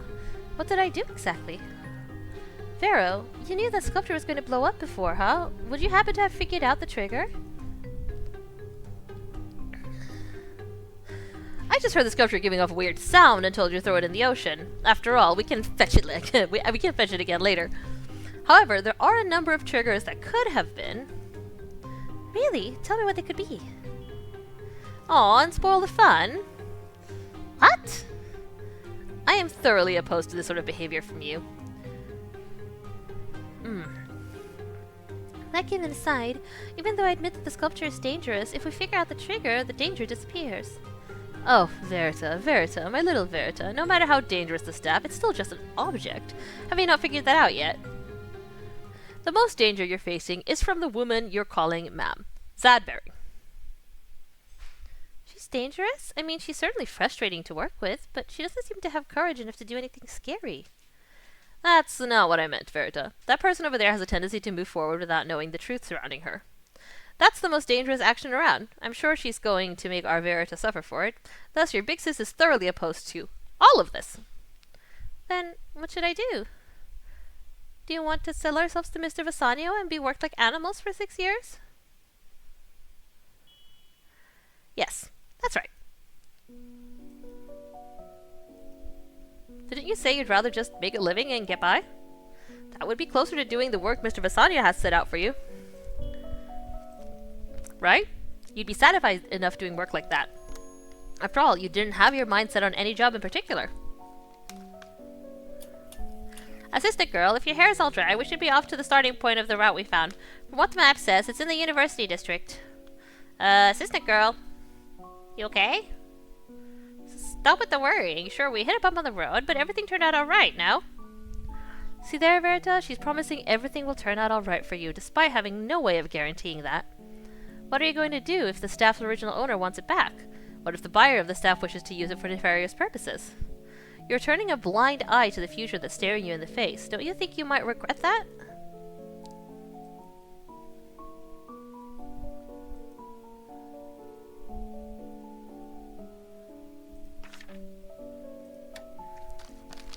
Let's discuss the threat level here. By the way, ma'am, what sticker did you add to this document? I think it was added after the statue exploded earlier. You don't know, assistant girl? I guess it's sort of a given you don't know, since you've only lived in Sicily. It's a threat level. It's a measure of the risk contained by a certain phenomena, such as staff used by certain organizations. If the skill carries absolutely no danger, it's labeled as unarmed. For a danger level equaling a knife, it's labeled as a Bowie. Once it hits the danger of a small firearm, it's labeled Colt. Then, if it hits the danger level of a tank, they rate the skill SDN. Phenomena rated like a tank. Is that the top rank? On the surface it seems so, but there are rumors of higher ranks. After all, there are no special signals or rules for when phenomena occur. To carry a threat higher than a tank, actually for there to be no rules about when phenomena occur in the first place. Ugh, what's this? My head.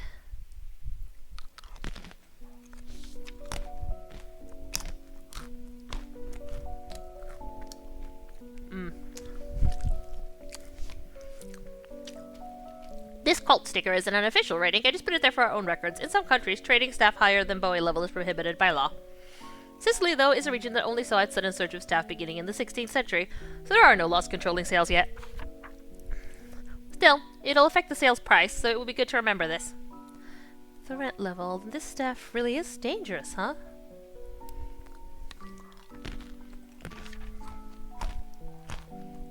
Alright.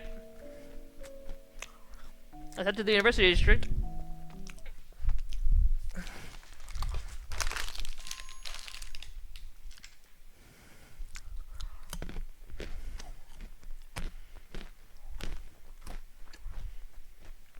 Where are you going, Verita? Didn't Big Sis tell you not to go? But...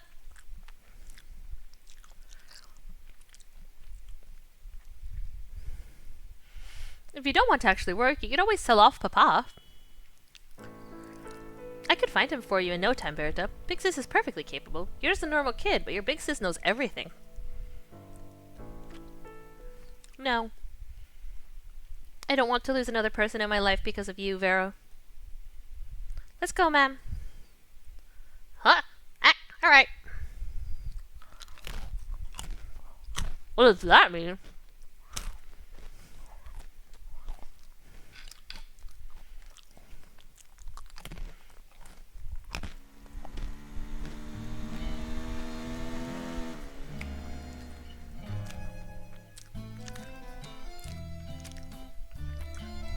Hey.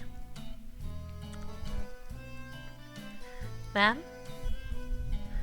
Yes, what is it? What are we going to do if the original owner of the staff wants it back? Ah, we'll have no other choice than to pitch a fit. We'll make it look desperate. I had a feeling it would be like that. Want a demonstration? No. I hate to say it, but when you do, I'm out. I mean, when they try that sort of thing, you just keep it or try to sell it back to them. Most staff collectors are super wealthy, so they'd rather solve their problems with money rather than be bothered.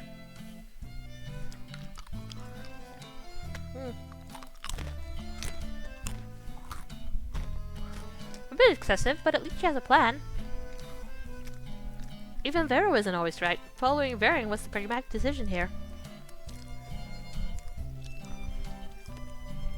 I mean, for the time being, I'm more worried about finding the original owner. Huh? Don't we just have to go back to where the staff was originally located? You've still got a long way to go, assistant girl. Well, I've only been your assistant for about 3 hours. Assistant girl, isn't it clear by looking at the timeline? The sculpture was originally located in the middle of a university campus. How many people do you think hang around there? Then what's the plan? Do we have no other choice but go around asking if there's a staff collector nearby? A long way to go indeed, assistant girl. Asking like that won't see kind answers in return. Anyway, no worries much, assistant girl. That's why you've got your boss on the job. I've got a plan, so you just follow along. This is going to work out okay, right?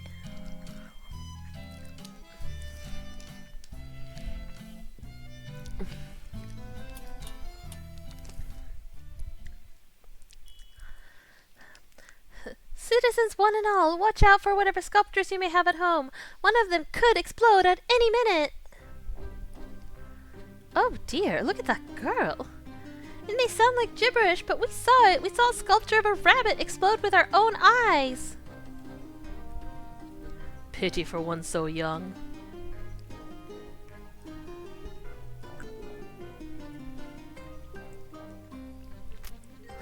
Ma'am, I'm not sure I follow what we're doing out here. What are we trying to accomplish with all this? We're fishing, assistant girl. If there's someone who knows something about staff, they'll definitely have a different response. Is this actually going to get results? My throat's starting to hurt though, so do you think we could take turns? The thought of yelling in front of all these people has me a bit self-conscious. Nerve of this one. That man over there. The way he's looking at us is suspicious. He's like a predator staring at his prey. Those drab clothes and that weird hat.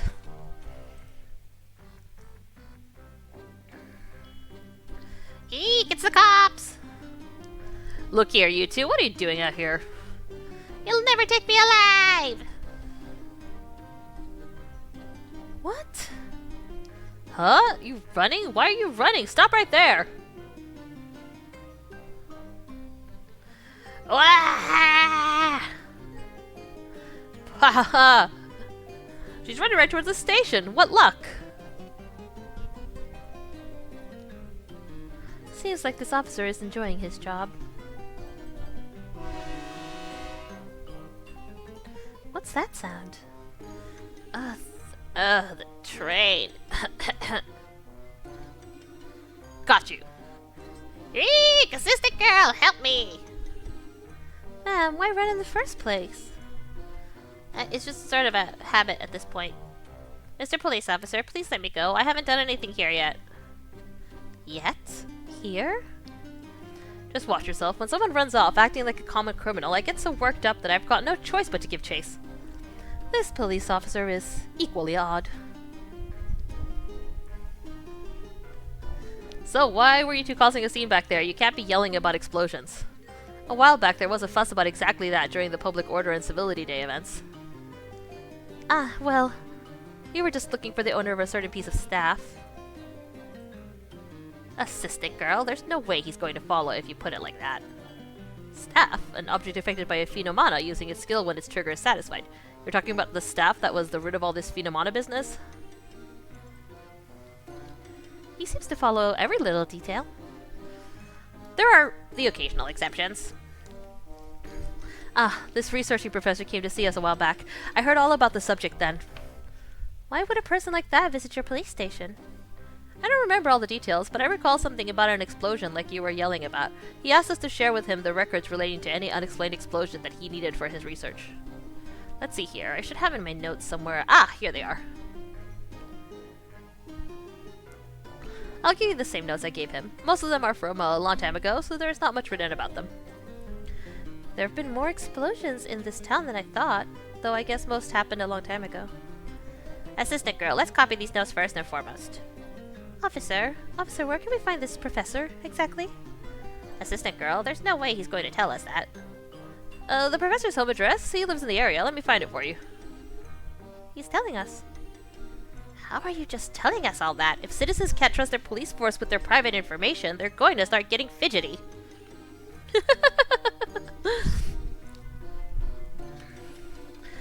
Don't take it the wrong way. It's just that the professor said if anyone came around asking about explosions, to give them his address. This is making our lunatic yelling in public act absolutely pointless. It was me, not you, yelling like a lunatic.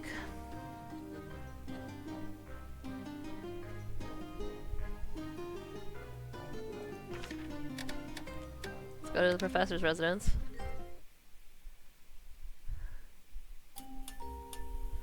This is where the police officer told us that professor lives. Wait up, assistant girl! Alright, I'm ready. Knock on the door. She's so scared of people. Hello.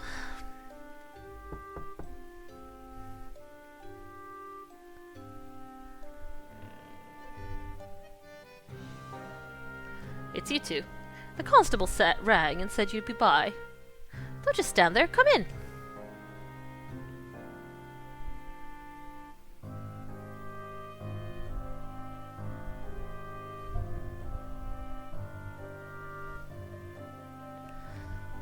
Super luxurious decorations. The difference between his house and mine is night and day. Super luxurious here. The difference between this house and yours, assistant girl, is night and day. Thank you for coming to see me. If you'll just wait here, I'll go put the kettle on. When I heard he was a professor, I wondered what sort of person he might be, but he's just an ordinary guy. I guess I can let my guard down a bit. Verita, you should remember his face at least. It's only polite. You talk too much. I remember the important ones enough, so it's quite alright.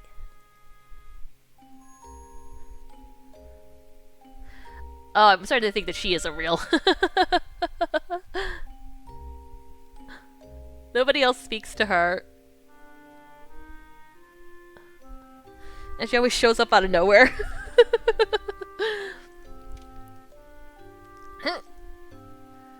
Why are you here? Big Sis was worried about little Verita, so I beat you to the punch. Don't worry, I finished my own talk with Professor Karloff, so I'll just be here to lend a helping hand. Or she's real and she just showed up. Is there a problem? No, we're fine, Professor. Don't worry, everything's okay. Well, if that's the case, please help yourselves to some tea. Shall we start with some introductions? I'm Verita Retro, sir. My father runs Shop Retro. I don't give my name to those weaker than me. Well, girls, I'm Camillo Karloff, a professor of mana studies at the University of St. Agatha. With such a gruff introduction, it's clear that academics are a different breed. But what exactly is mana studies? From what I heard, you two were talking about an exploding sculpture. Are you perhaps looking into the rabbits? So you know. You should give that up. If you're holding on to the sculpture, you should destroy it. That staff is far too dangerous. That sculpture, we gave up on it too. Shall I dig deeper into that?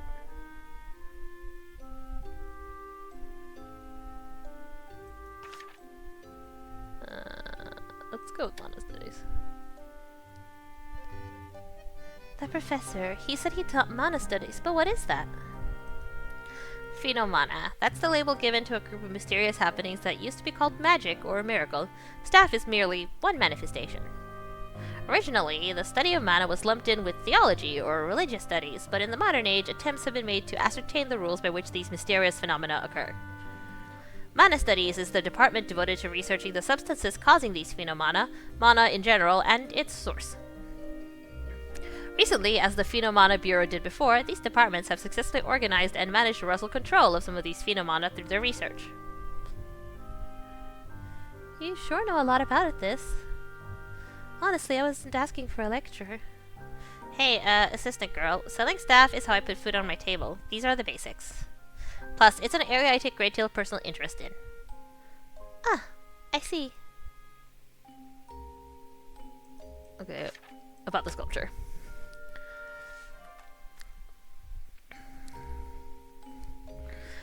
As you may have assumed, that sculpture was one of the objects my team was looking into. After all, I am a professor of mana studies. We're conducting research on a number of staff. Our goal is to study staff and use our results to create objects useful for our daily lives, for example, public transportation that doesn't use up fossil fuels. However, we dropped our research into that rabbit sculpture. It was far too dangerous. The skill of that rabbit sculpture is creating an explosion. It's a rather large-scale explosion at that. However, we weren't able to find any clear evidence to point out what its trigger was. It was far too dangerous to prod any further. Thankfully for us, both Mila and Fabio, two researchers I was working with, agreed to let it go, and we halted our research. I see. I have no idea how you came to know of the sculpture we clearly disposed of. But it would be better to put it out of mind and walk away while you can. Hey. What is it? Just because you guys gave up to assume we aren't capable, I'd rather you didn't underestimate the skills we're working with. Even though I may not look it, I'm quite the professional, and I'm confident. What is this woman even saying to a professor nonetheless? Dangerous kid. The resemblance is uncanny. What about you? Are you of the same mind as your friend here? For some reason, hearing a professor say all this, I think it's right to quit while we're ahead. Oh, Verita, you simply can't be without me. What's this now? Our dear professor says he disposed of that sculpture, but he actually just mailed it off, no? Ah! This professor disposed of nothing. The proof was said during the interview. One certain statement. One certain statement, and what might that be? Would you like a hint, Verita? You darted out of the house in high spirits, but now you need your big sis's help? No. I don't need your help. I think I know what you're getting at. Alright, big sis will trust her, Verita. I just hope you're not bluffing.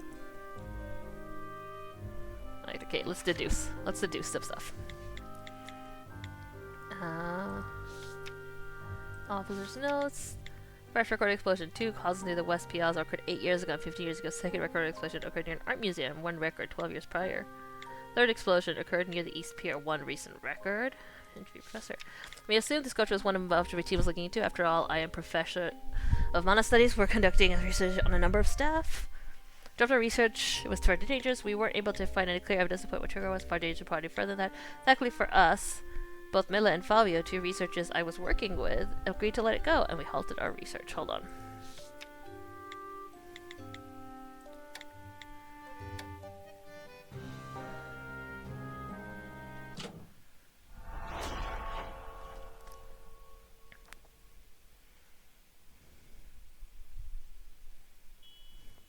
Mila.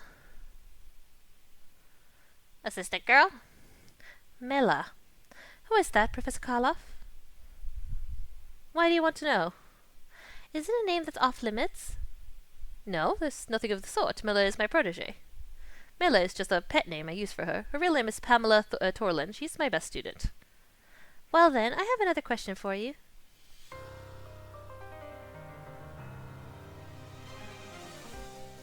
Why exactly did you have the sculpture shipped to Miss Torlin?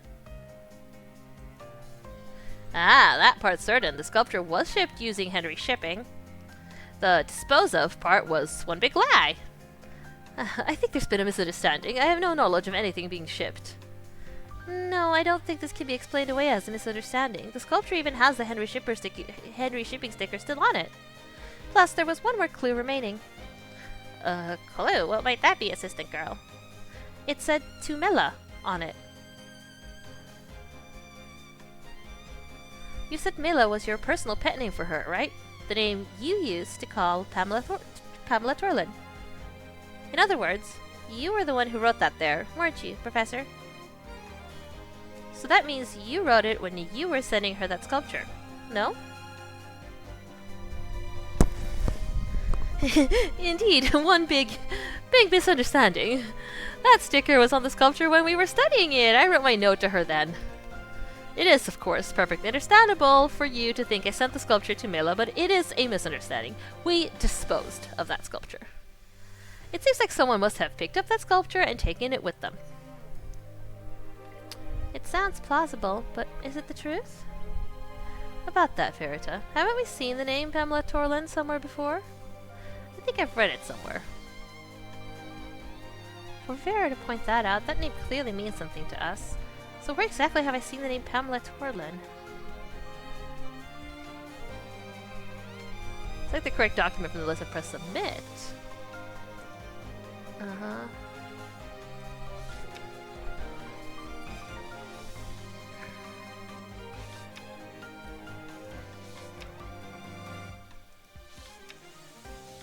Here it is.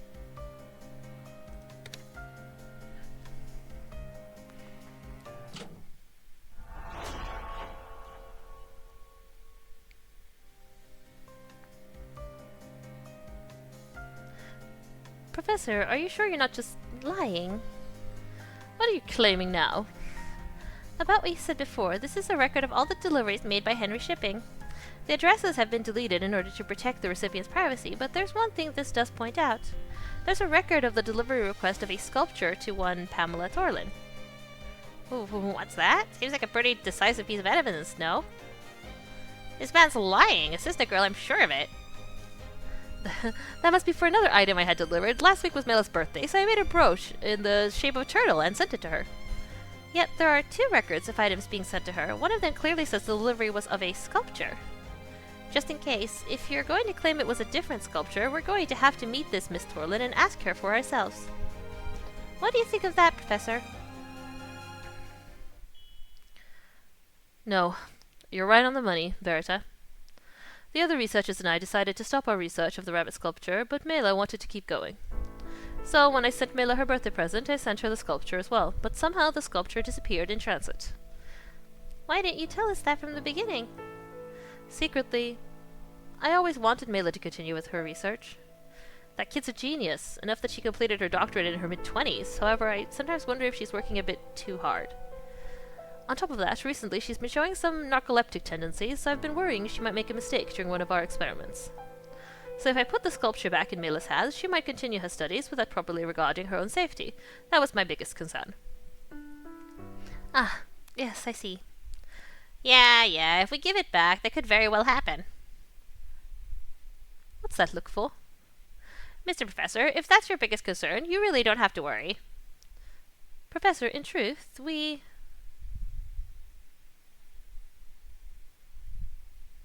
So you see, we came here to try to find out about that staff's trigger. Professor? My apologies. I was just hung up on the part about you seeing the staff's skill for yourselves. After that car drove off, you say you sneezed and the sculpture exploded? Hearing it all laid out so well, I guess so. Not sure if it has anything to do with the trigger, though. You two may be the exact specimens Mela has been after. Specimens? Verita, could I see your map for a moment? There, all done. What's this? This is the record of the mysterious explosions no one could figure out the cause of before. I am of the impression they were all caused by that sculpture. That sculpture must have been drifting about this city for quite some time now. This will help you figure out that staff's trigger. I also labeled Mela's laboratory on your map. Why? I have a favor to ask of you. Help Mela and figure out the trigger to that rabbit sculpture. What sort of favor is... Ah, I see. All this Torlin woman wants is more data on pieces of staff. If we figure out all the characteristics of that sculpture, she won't have to carry out her dangerous research anymore, will she? Yes, that's exactly it. And what we said about us holding onto the sculpture, I figured she was quick on the draw, but I've gotten through all that. Seems like issues of money get Miss Baring's brain working in overdrive. As long as you help Mela with her research, I don't mind at all, so I'll be counting on the two of you. If she's a student, he should leave her to her own business, but it's not really my concern. Since this is a question of making money, I pretty much have to help. Well, assistant girl, let's get a move on. Miss Torlin is waiting for our help.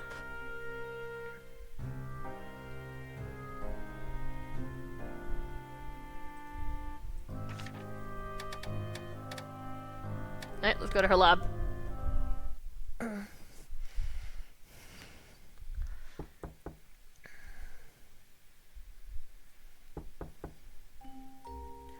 I knocked, but there was no answer. Did she head out somewhere?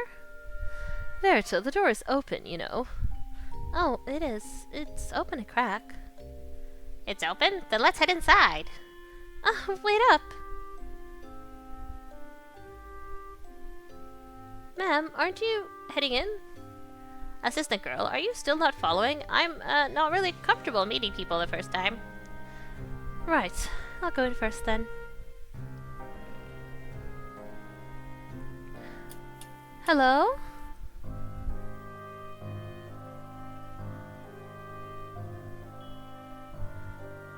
Kya! What is it, assistant girl? Should I be running? This woman. She's... Assistant girl, did you kill her? What did you get into this time, Verita?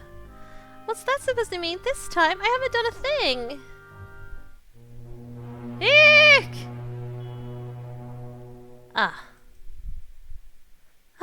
She's alive. Who are you? Kids? You can't just be barging in when you please. Sorry, we're, Though I don't very well care that much. She doesn't care? Hey, where'd that super loud sound come from before? That was the sound of my brooch. It's my alarm. Rough way to wake up. Effective though, huh? So, why are you here exactly? Are you thieves? We're here about the sculpture. Sculpture? I don't have any. Do you not know about it? The one from the professor? Camilo Karloff, that's the professor's name. Right, about the sculpture Camilo Karloff decided to send you. The professor's gone and done something else dumb. Okay, let's have a talk then.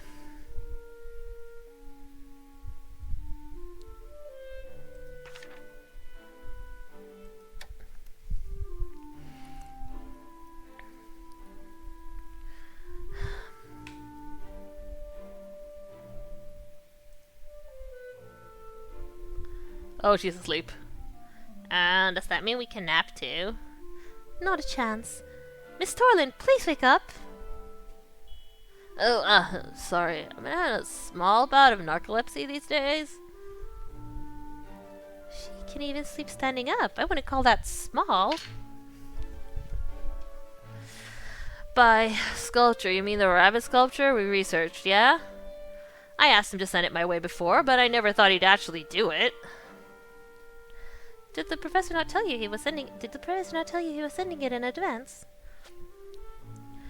He said he was sending me a gift, but I thought he was talking about this brooch. This is also a gift from the professor. It's not staff, it's just a perfectly ordinary mechanical alarm.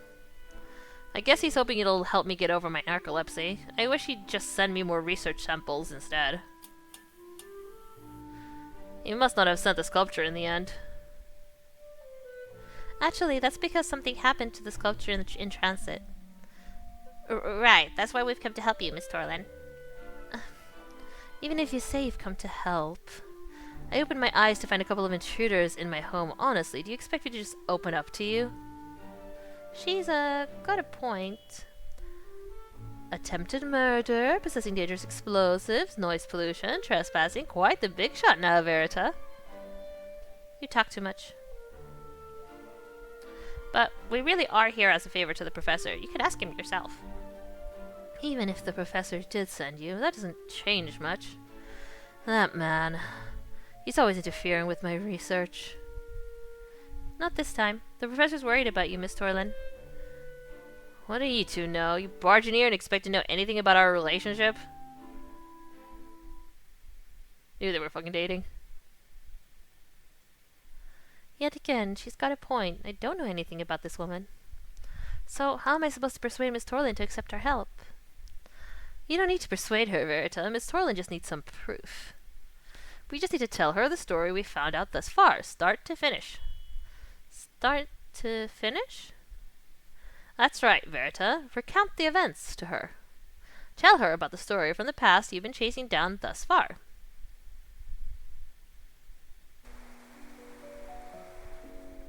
Story recount. Connect the information scattered across multiple documents to complete the story. Only when we put the right clues into the story will we find out the real past. Okay. Professor of halted research into... Okay, the professor of mana studies, Camilo Karlov, halted research into the bunny sculpture. Uh-huh. Next. The person sent the bunny sculpture to Torland's lab, along with a birthday present. However, only the brooch made it to Torland's lab. The person wanted the brooch to be safely delivered to Pamela Torland. The real reason was about Pamela Torland's narcolepsy.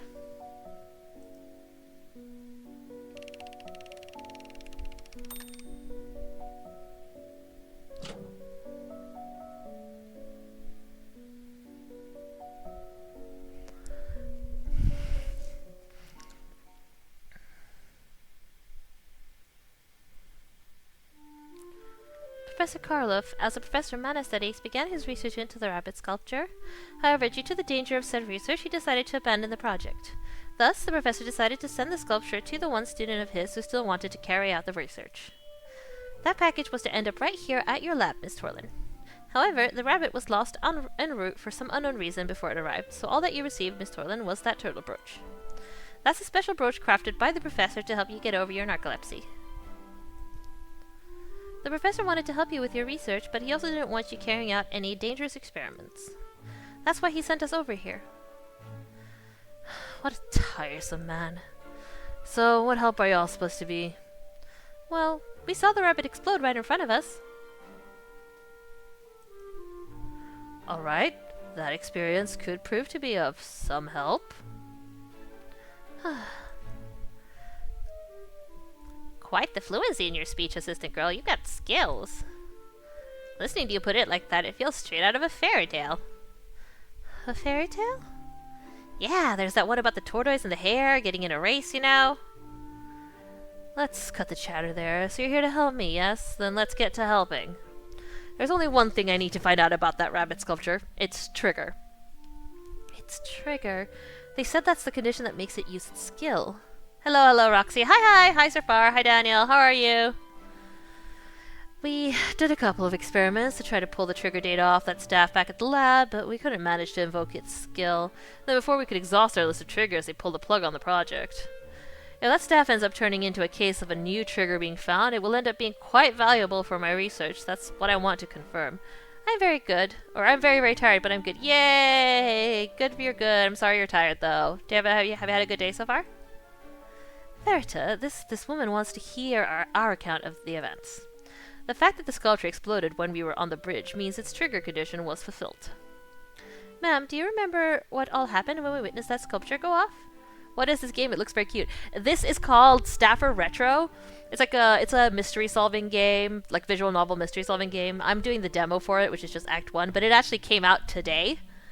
It has Japanese voices in it. I just turned off the voices because I was going to do the voice acting myself. And it's been fun so far. It's about like this is a world. They're in Italy, but it's a world that like where there are like supernatural objects, and you're kind of like investigating them. It's very cute. Do you remember what all happened when we witnessed that sculpture go off? Well, back then there were a total of 4 people up on that bridge. Yeah, it was the 2 of us. There was me, assistant girl, Mr. Vasinio, and the pervy guy. That would be Trucker Daddy. Right, and that guy said he'd used up too much time talking and drove off over the bridge first.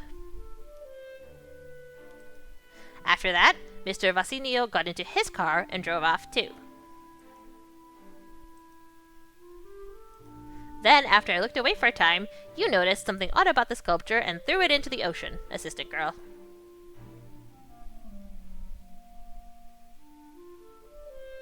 That's when the water blew up in our faces.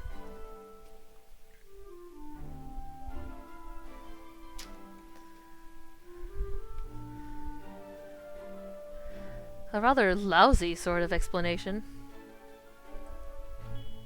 I might have just had a thought, but I don't want to tell you now. You're not acting much like someone in need of help.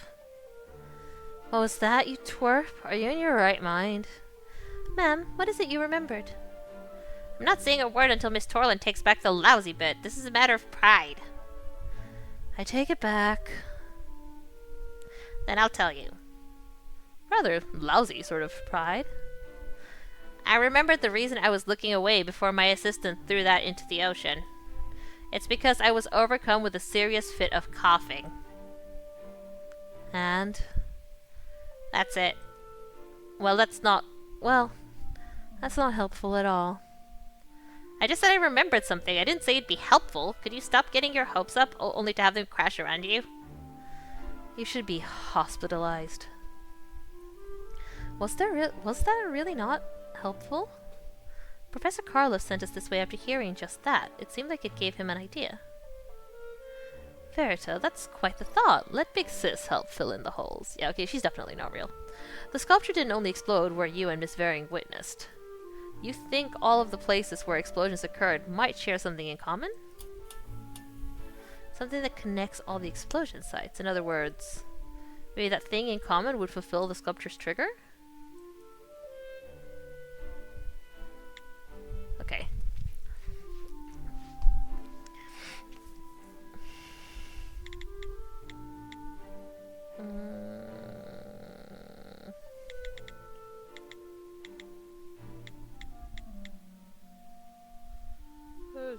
Office notes here. Okay, here.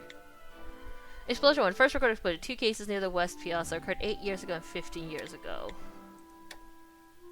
Second recorded explosion occurred near an art museum. 1 record 12 years prior.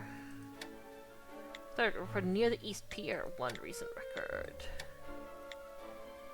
This was also nearby when the rabbit went off.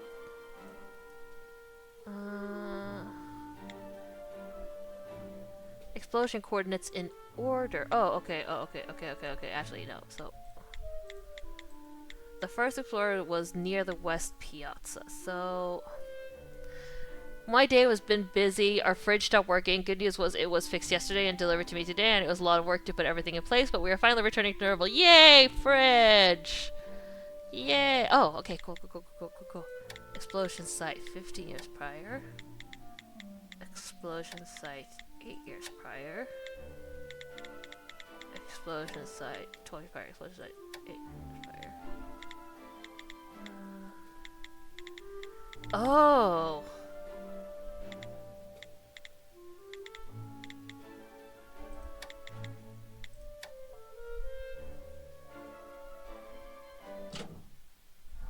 They're all by the train.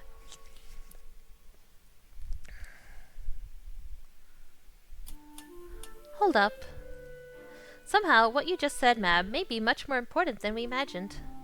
Huh? She just said she started coughing. She's right, assistant girl. I just said I was coughing.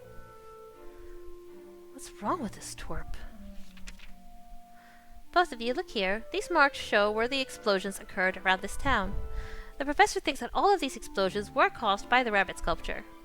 I can see his reasoning. We have records that this sculpture has been around St. Agatha for at least 50 years. So, that means each of these places on the map invoked the sculpture's skill, in other words. Right, these 3 locations, there's a good possibility that these places share something that fulfilled the trigger condition of the sculpture, right? Plus, if you look closely at the map, you'll see that all of these places have something in common.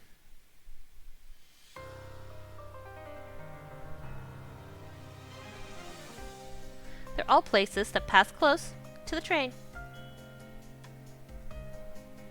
You're right, assistant girl. Back when I was being chased by that cop... That's right, ma'am. We saw the train pass by really close, huh? You were chased by the cops? That's a minor affair now. The important thing is, I was also struck by another coughing fit then. It was because of all that smoke. I see. Most of the trains that pass through St. Agatha are old steam engines. They give off a lot of exhaust. Is that the reason you started coughing before the sculpture exploded as well? No, we weren't by any railway then, so there was no train to pass by. However, both Trucker Daddy and Mr. Vasinio drove off at the same time, so there were a bunch of exhaust fumes. Right. That's why I was coughing so badly. Now that you're saying it, the professor also seemed sort of lost in thought when I mentioned that. The professor couldn't be sure, but I think he sort of anticipated we'd reach this conclusion. That's why he sent us here. He wanted Miss Torlin to figure this out on her own. Somehow this turned out for the better. And I'm in your debt. The trigger for that sculpture must be being in the vicinity of a high concentration of hydrocarbons or carbon monoxide from burning fossil fuels. In other words, it's very likely that the trigger is coming into contact with exhaust fumes.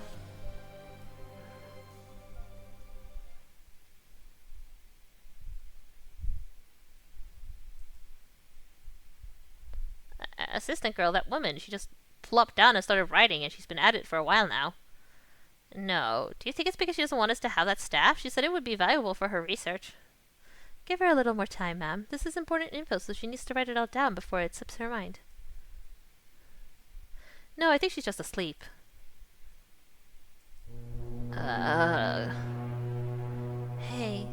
Miss Torlin? What is it? You're still here? You haven't left yet? Who'd have thunk it? We help her out and she still treats us like this. Assistant girl, say something to this woman. Now, quickly. So about the staff. Do you still not get it? That staff, it's yours now. Grab it and sell it or whatever you're planning. Really? Oh-ho! She's cooler than she looks. I figured she'd have to check the trigger for herself before handing it over. I would wish to do that if I shared your mindset. After all, we're not sure which particular substance in the exhaust fumes is the trigger.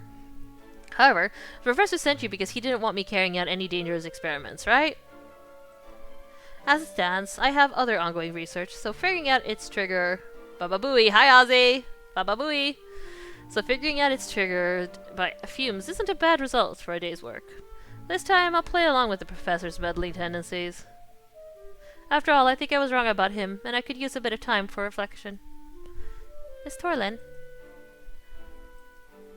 Barrow? What's with that look? Huh? I was just thinking that wrapping things up here wouldn't be half bad. Huh? It's nothing. Good job, Verida. Assistant girl, let's hurry up and go sell that stuff to Mr. Vasanio. He said he'd find us at Shop Retro, so he may be there already. Right.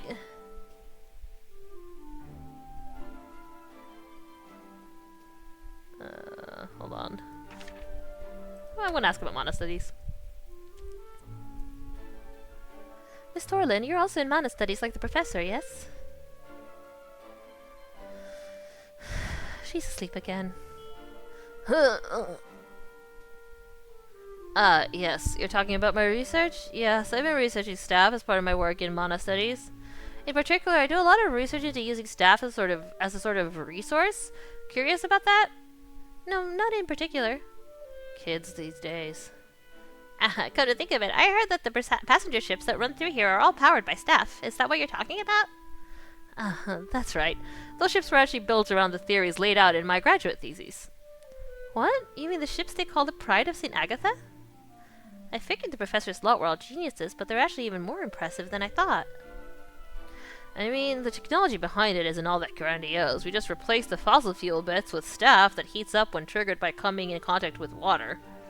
The thought process behind it wasn't all that difficult. The hard part instead is erasing the prejudice people have in thinking all phenomena are a danger to society. If we actively phase these phenomena into our technological developments, humanity will be able to develop exponentially faster than our current rate. It's rather frustrating when I put it that way. Oh, she's so tired. I love her. She's so done. She's so done with everything.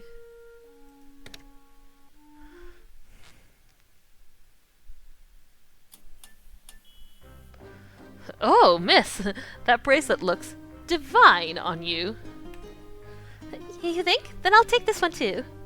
Then it all comes out to 2,025 lira, but let's call it 2,000 even, just for you.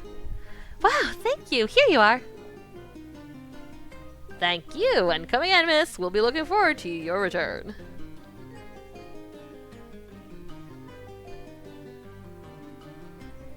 He's not a bad salesman, though. I mean, he's got nothing on me. He's definitely better than Papa, though, huh? What exactly are you doing here? Oh, my dear little miss, welcome. I was just looking after the shop since no one was here. I've been working for 40 minutes now, so if I take just 67%, fucking 6-7, are you shitting me? Round it up. Of the average wage of a St. Agatha citizen, that'll be just 475 lira. Quite the calculated man, by all accounts. He sucks. This is the girl on the very far right is a 14-year-old girl who inherited her father's debt because her father skipped town. He's a loan shark. He is hot, but he's a loan shark. However, he kinda hot. The fact that you're strutting back to shop retro must mean that you've turned up some meaningful results, yes? Shall I await your news with bated breath, little miss? I'd say they're more than meaningful. So, assistant girl, what do you think? You want to do this deal? All we have to do is share our information about the staff with Mr. Visanio, then we can call it a day. It was a long day. But at least we've ended it in one piece. Yet, the fact that Vera's been so quiet since her last remark is a bit unsettling. Normally she'd be ruining the mood by saying remarks I'd rather go without hearing. Verita, you're not thinking rude thoughts about your big sis, are you? Smash! Oh my god, Ozzy. Can we really end things here?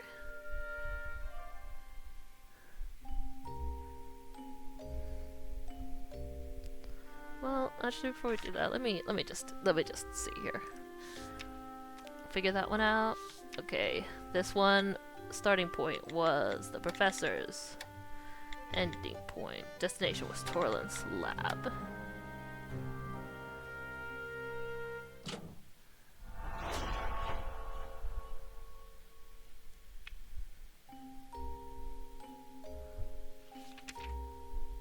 Just to confirm, the sculpture was sent from the professor to Miss Torlin. Putting it another way, that answers the question Vera first brought up. It was moved from the professor's office to Miss Torlin's laboratory. That's the answer to her question. It may not seem all that important after everything. You think it'll stay that way, Verita? What's this now? Verita, I presented you with 2 tasks. One was finding the exact route. The other was about the starting point and destination. Those pieces of information are key here. They have to be. However, Verita, the answer to the 2 tasks put in front of you don't quite fit together. What are you even saying? We've already answered both questions and are at the end of everything. Oh, Verita, Verita, Verita, Verita. The end. The past. Those 2 words are not one and the same. Every past has a dark side, like the moon up there. A dark side? Verita, would you take a closer look at the documents you've already filled out? One thing is clear. There's a certain contradiction you should be able to find. Retro. Dark side.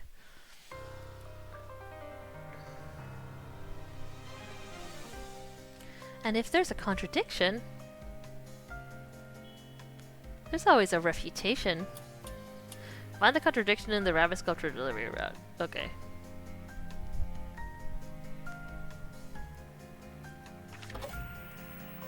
Selecting an incorrect answer and connecting it to the evidence that proves it wrong, that, my girl, is retro.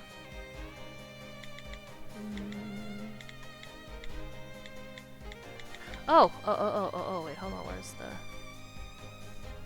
That's the timeline. Here.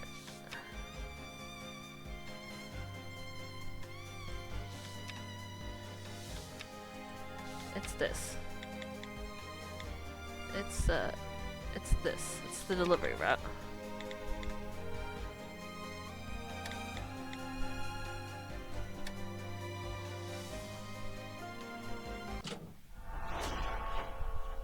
Yeah. That's not the delivery driver. What in... Assistant girl, where's this coming from? You found it, Verita. The route was off from the get-go. That right there is your dark side. Ma'am, looking at this document, we've determined that the staff was transported down Route B, right?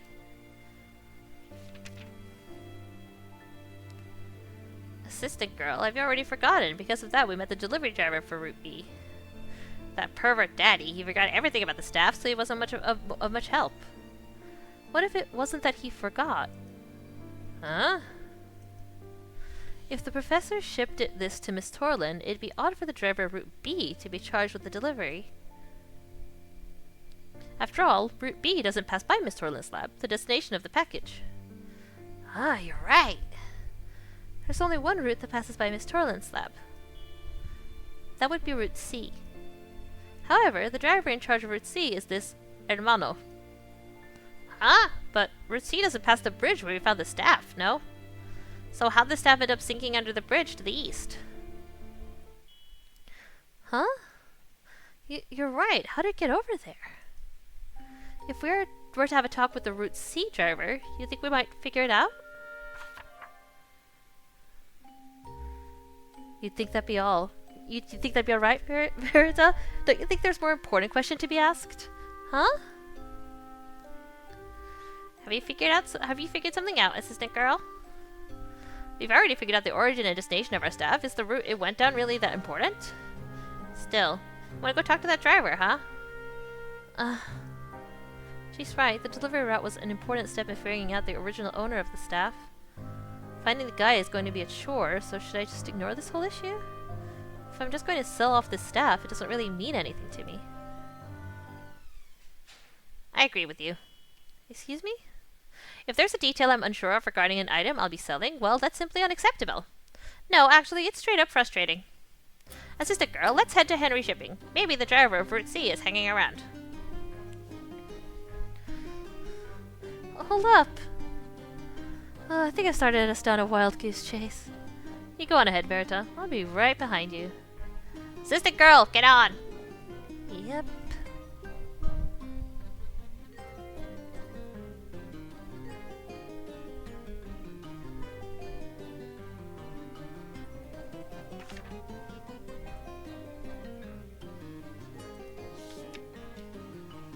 Okay, yeah, we got all that stuff.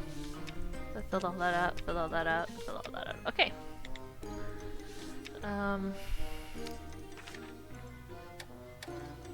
Go to Henry Shipping first. Low-key, I need him. Also, ma'am, what was with your comment before?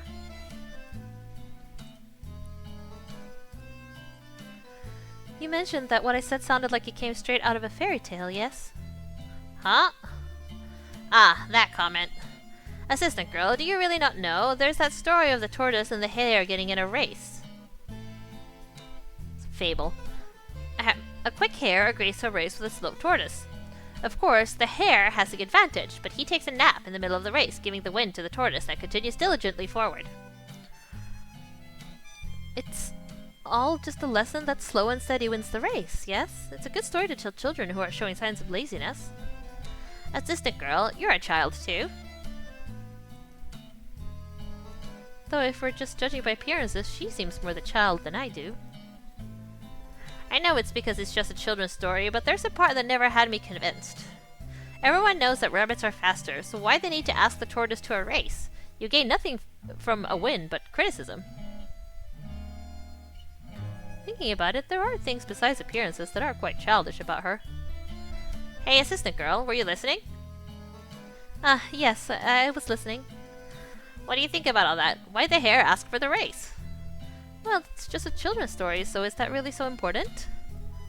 True, but the important fact for us remains. Why'd the rabbit stop off in the middle?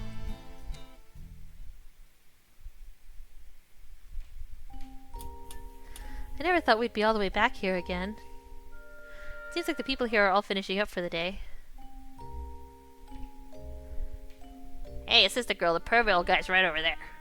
He's not a pervert, ma'am. Besides, we'd be the odd ones seeking out said pervert. Oh-ho! The kids from before! Hello. Hello, trucker daddy. Getting ready to head home? Just waiting for a coworker of mine to finish up. You two swing by because you had something to ask? Unfortunately, I had to look at my records after our farewell, but I couldn't find anything about that sculpture. Well, I should apologize for that. It seems that the person in charge of Route C did that delivery.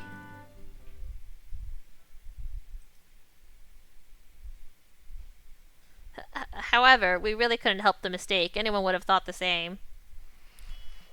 Here I was, worried that the dementia was sitting in early. That's a load off. Why'd you mistake this daddy as the delivery man, though? We found the sculpture near the bridge we met you on, and you, Daddy, are the only one who crosses it, so we thought it's sort of obvious. That bridge? Then maybe. Hey, Daddy, do you think you could introduce us to the Route C driver? I could, but I don't think it would be very helpful. Excuse me? Why's that? Actually, it hasn't been all that long since Route C changed hands. You remember that bridge where we met the first time? Well, a delivery truck exploded out that way. Assistant girl, an explosion? No. Was the explosion from that sculpture? Thank the Almighty, no one was hurt, but that truck was an absolute wreck. The old driver ended up taking the fall for it and had to quit. Daddy, could you tell me exactly where that happened? Sure, it was right around here. It happened on May 13th. Never forget it. Or May 30th. Right before I heard about the incident, I heard the whistle of that passenger ship go off. That would put the time of the explosion around 11 in the morning. The exhaust. It happened right around where we found the staff, but they could hear the explosion all the way over here? That's actually not all that strange, is it? That area isn't included in Route C, is it? Yeah, and it was quite the special case. The guy who was in charge of Route C, well, he went off on a different route than usual. He said something about why he had to, but I don't think I heard what that actually was. He had a reason for leaving the official route assigned to him? What reason could he have for doing that? Daddy! Sorry to keep you waiting. Dear me, sorry to all, but it seems this daddy has to be going. Of course. Thank you for all the help. Say nothing of it. No matter their age, a hard worker deserves the respect they've earned. Ladies, I do hope you find what you're looking for. That daddy character might just be an okay guy, though his way of speaking still seems as pervy as ever. The fact that the Route C driver left his assigned path without permission is cause for concern. Perhaps on May 30th, the day of the explosion, our man had a good reason for rerouting his deliveries? Deduce! I know what it is. I remember. Here. Public Order and Civility Day. Our 6th annual Public Order and Civility Day celebration occurred at D2 on May 30th. So booming there was barely room to stand. Okay, so where's the D2.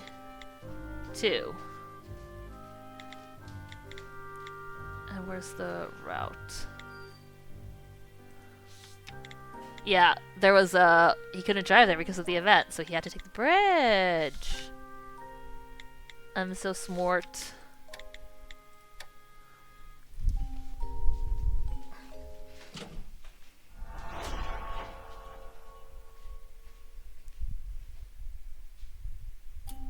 Daddy said that last explosion occurred on May 30th, right? If that's the case, it means it's impossible that he followed his usual route that day. Huh? Assistant girl, how do you know that?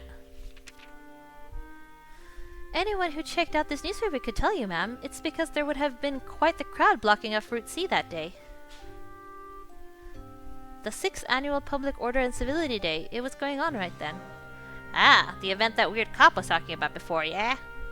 According to this newspaper, the May 30th Public Order and Civility Day was booming and there was hardly room to stand. And it happened right over here.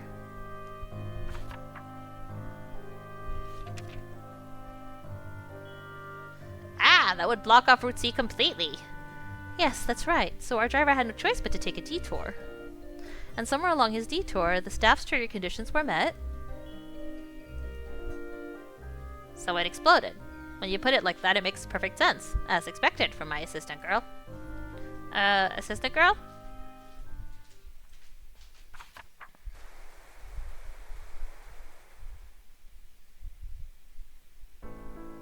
But how is this right? Why is it that once we solve one contradiction, another shows up? Is there something else? Another of Vero's dark sides I haven't spotted?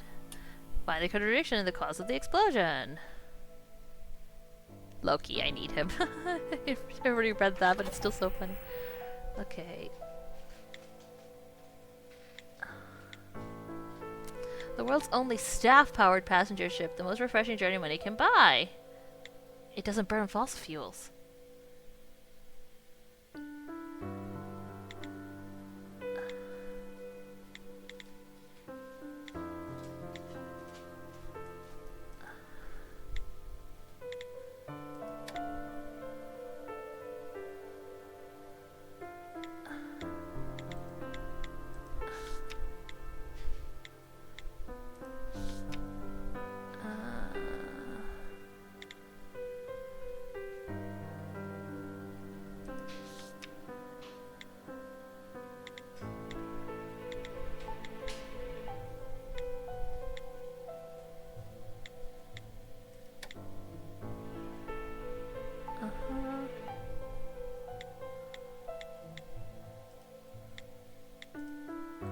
Okay, hold on.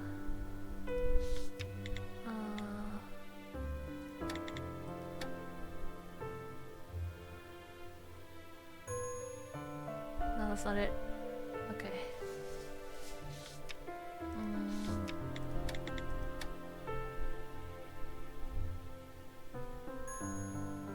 No, wait, hold on. Ah.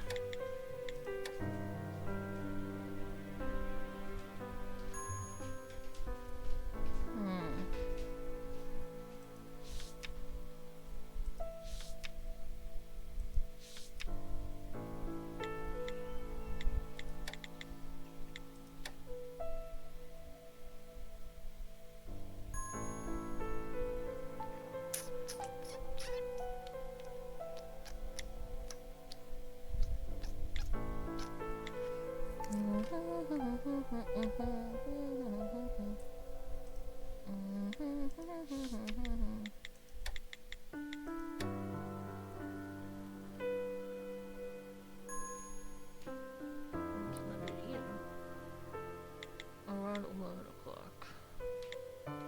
Oh. Wait, hold on.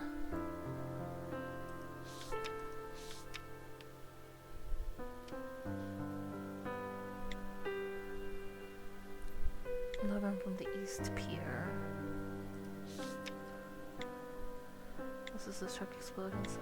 Yeah, it's going off.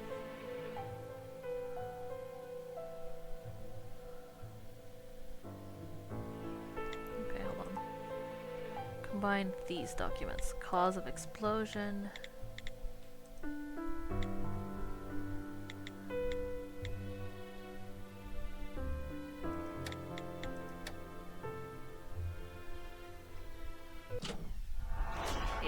Okay, that's I was getting at the right thing, but I was not the right documents.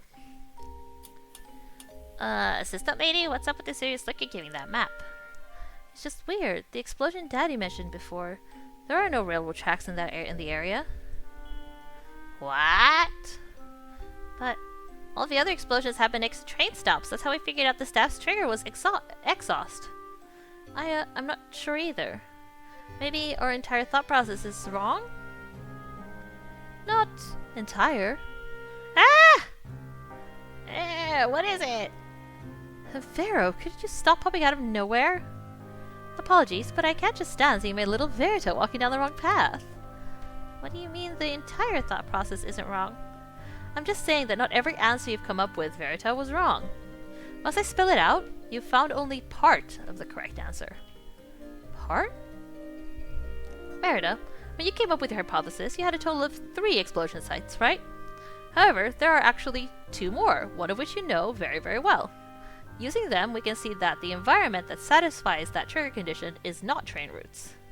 Something that shares certain characteristics with trains may have fulfilled the triggering condition of the sculpture. This is the task in its entirety, Verita. Once you complete this task, you'll be one step closer to the dark side you're looking for. In other words, all I have to do is fill in this final answer, yes? Of course, because you're just that clever. Keep fighting, good fight, Verita. After all, you've already collected all of the clues. This is becoming more trouble than it's worth. Should I just cut my losses here? If not...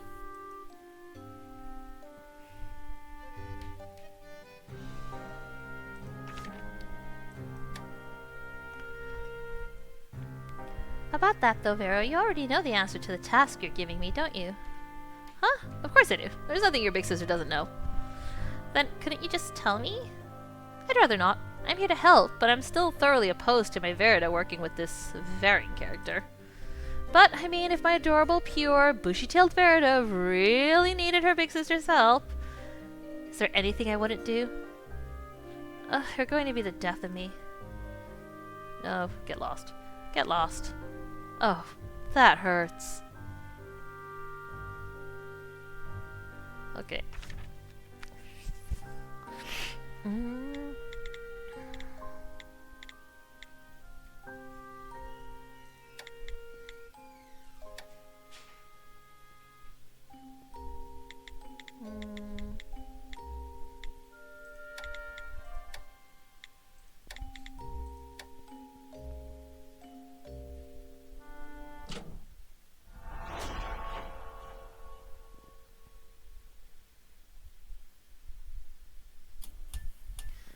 Sister girl, are we really wrong about everything? Say something.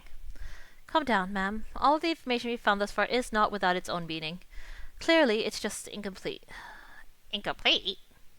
The professor marked 3 explosion sites on our map. However, there were actually 2 other explosions. Trucker Daddy from before told us about one, and we saw the other firsthand. Isn't that our problem, though? The place Daddy told us about has no trains passing by it. What if it wasn't a train that passed by? But something else? Right. After all, we haven't limited it to just trains that satisfy the trigger conditions. If exhaust triggers the staff, isn't there a good possibility it was just something else giving off exhaust that set off that sculpture? She's quite quick when posed with questions of staff. It's as you say, the 4th explosion site had no trains in the area. However, it does border the route that the ferry takes. Plus, 11 in the morning, the time of the explosion, is when the Pride of St. Agatha, the mana-powered passenger ship, departs. Thus, it was exhaust from the ship, not the train, that set off our 4th explosion. That is the answer to my task.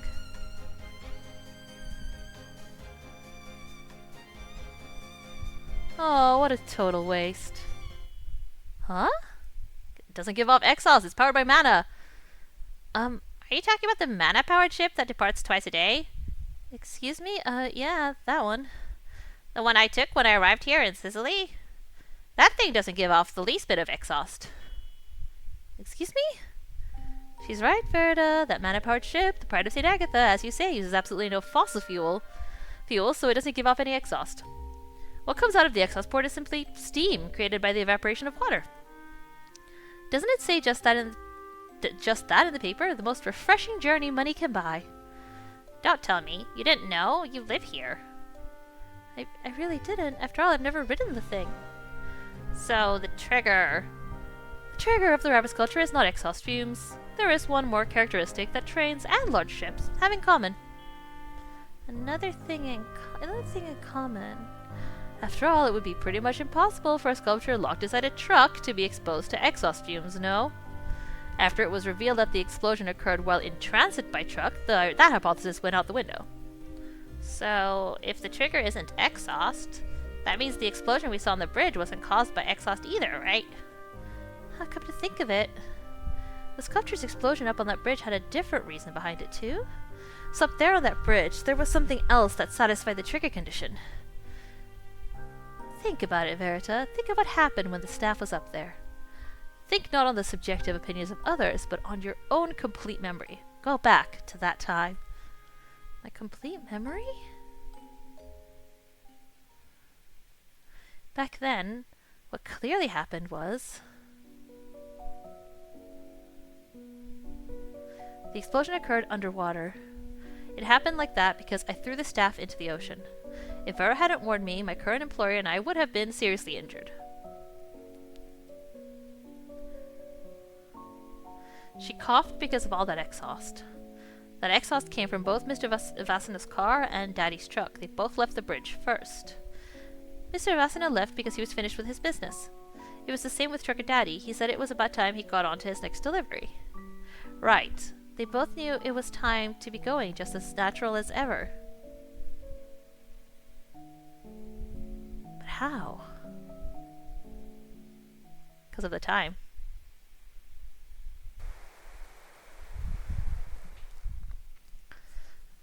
Assistant girl, what's the matter? What Daddy said before, it lines up with something I remember hearing. If the condition that triggers staff skill doesn't come in one exact form, then perhaps the staff's real trigger is...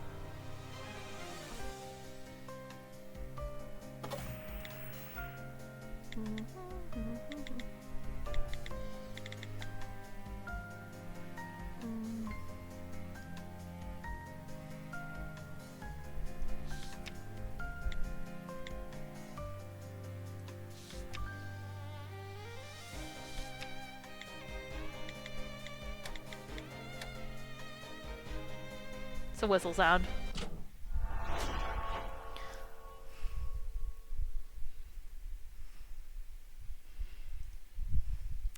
How did I get that far off the path? The answer was so simple. Assistant girl, did you think of something? It's something I know. The sculpture's real trigger. I figured it out. Really? That's my assistant girl. It's really not that grand of an answer. In fact, I should have figured it out sooner. If you live anywhere near this bridge, the answer is just common sense. It goes off at 11 in the afternoon and 4 in the evening. In other words, if you're anywhere near this bridge, you can tell what time it is based on that ship's departure. That speaks to just how loud the whistle of that ship is. Ah, it can't be. Don't you remember? Back when that sculpture exploded, both Mr. Visanio and Trigger Daddy went off first. That's because they knew it was time for them to move on to their next orders of business. That's because of the ship's whistle. They heard it go off. The sound of the whistle. Ah, I see. Then the reason the sculpture exploded next to the train tracks wasn't because of the exhaust fumes. That's right. In this town, the boat's whistle sounds very similar to the one on the train. So it follows that the frequency or tone of those two whistles satisfies the trigger condition. Even if it's not that ship's whistle, any sort of similar sound...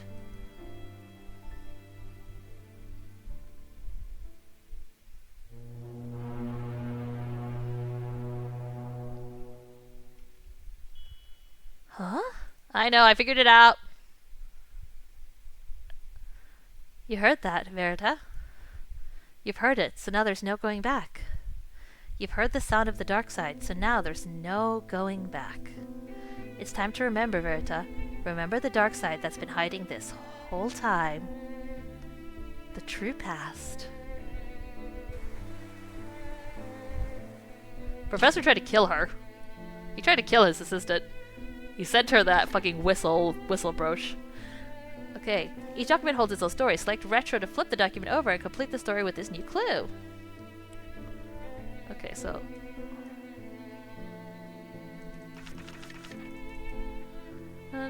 alteration is to the buddy sculpture. Okay, here.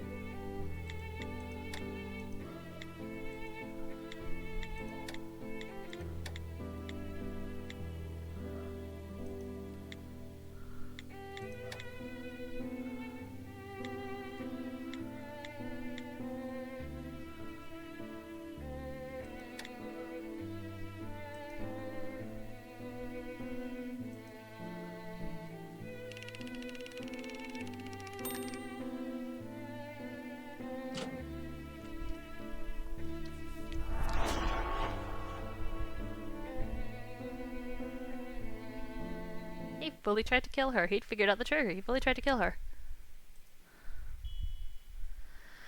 We've turned this on its head. You see, Verita? Hey, assistant girl, you alright? Ma'am, we may have laid our hands on something we shouldn't have touched. Huh? Assistant girl, what are you trying... The staff. The sculpture. It's a weapon. Assistant girl, I'm not too sure about that. If that turns out to be right, we may not be able to sell this staff. What's that? I mean, she's right. If we were to find evidence of this being used as a weapon, this staff might turn into the subject of a police investigation. The moment they figure out this thing explodes, they're sure to confiscate it, and if they were to find out you were about to sell such a thing, you might even be arrested. That is less than ideal, but if we're going to hide this, Miss Thorlin... Indeed, we might not want to meet up with her anymore. But... Verita, my kind, pure Verita, you've only talked with the woman a few times, no? Now that we've come upon this truth, our relationship with those two academics is on thin ice. That turned out to be the only significant fact this task turned up. Now be a reasonable person and stay away from engaging with either one of them. After all, Big Sis just wants Verita to be happy in all this. Alright, then... But I think it'd be better to look into this until we reach our conclusion. Excuse me? To be perfectly frank, we may not be able to sell this staff. After all, if we hide these facts and sell the staff regardless, we don't know what we might face later on. And I'm sure I'll put the blame for that on me. So because I'll believe that even though I know it wasn't my fault and I did nothing wrong, I want to see this through to the end, because I couldn't live with myself. What do you want to do, Verita? Miss Vering hasn't quite realized the hidden truth yet. If you choose to hide that from her, you can sell the staff right now. I mean, I can see what Miss Vering is trying to say, and it's not a bad stance, though we won't be able to pay off our debt. What then? What on earth am I to do? I just need some cash to pay off my debt. Something this crucial can't be decided by me alone. Is there no one who can make the decision for me? Ah. First things first, would you like to pay Miss Thorlin a visit? I'm not sure about everything else, but we should at least tell Miss Thorlin that the trigger is sound, not exhaust. Ah, true. If blame were to fall on us, that could lead to an even bigger problem. Yes, exactly that. So, let's be off, ma'am, quickly. Right.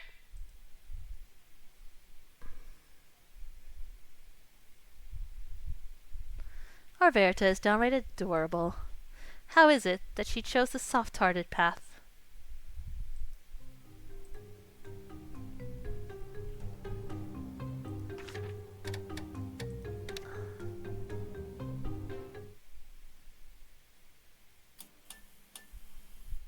Assistant girl, we made it.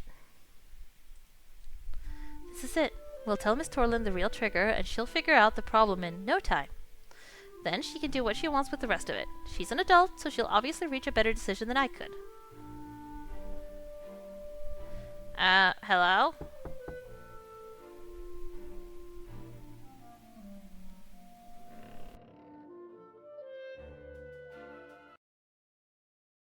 A correction that needs to be made.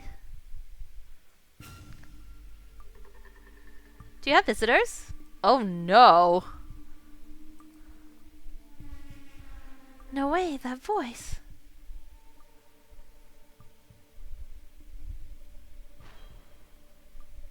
Ah, it's you. Thank you for helping out my protege like that. Why are you here? He was worried about leaving all this in the hands of you kids, so he just stopped by. Mela, there's a better way of phrasing that. What? This is the truth. Assistant girl, what's wrong? How long are you going to just stand there? Come in. Excuse me, no, You don't want to come in? Or is there something else on your mind? You are so creepy. No, let's just head in, ma'am. Ah, sure.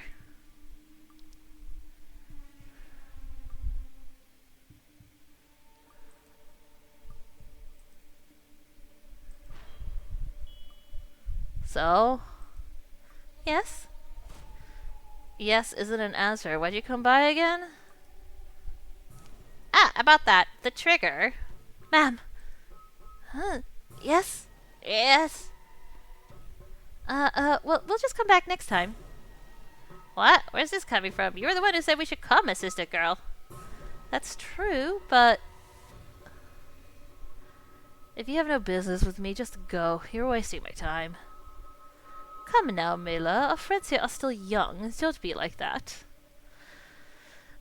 If you've got something to say, then say it. Isn't that what you said before? There's a correction that needs to be made? Yes? That's,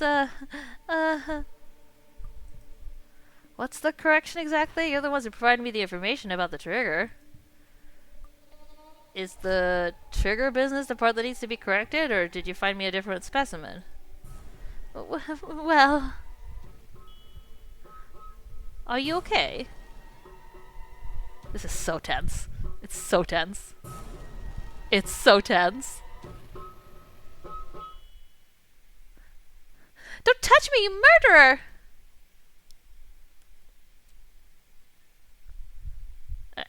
Assistant girl? You, what did you just say? Murderer? Who?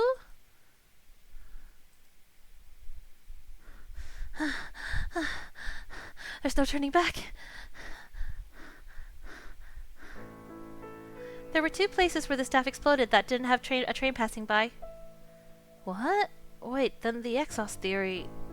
Exhaust wasn't the trigger. The staff wasn't reacting to the smoke, but the sound of the whistle. In fact, when we witnessed that explosion, we also heard the sound of a whistle up on that bridge. If a particular reverberation is the trigger, we actually have a few records along the same vein. After all, most of what we call sound is just vibrations traveling through the air. On top of that, Professor Karloff already knew about that trigger. So, he sent you a birthday present. What? Hold up a minute, assistant girl. Miss Torlin wanted the sculpture to... I'm not talking about the sculpture. That's not the present I'm talking about. There was one more thing he sent her. Her real birthday present, the brooch. Which makes a loud sound and would have exploded the sculpture. Professor Karloff sent those 2 items, the rabbit sculpture and the turtle brooch, at different times. Why might that be? Did you think that might be because the 2 things being together could cause an explosion? An explosion? But why? Ah, I see, the brooch. It's a loud-ass sound. This is also a gift from the professor. It's not staff, just a perfectly ordinary mechanical alarm. Yes, that brooch has an alarm function. However, that sound is a bit crude for an alarm. We need that sound. We knew what it sounded like. We may have even known before we heard it go off.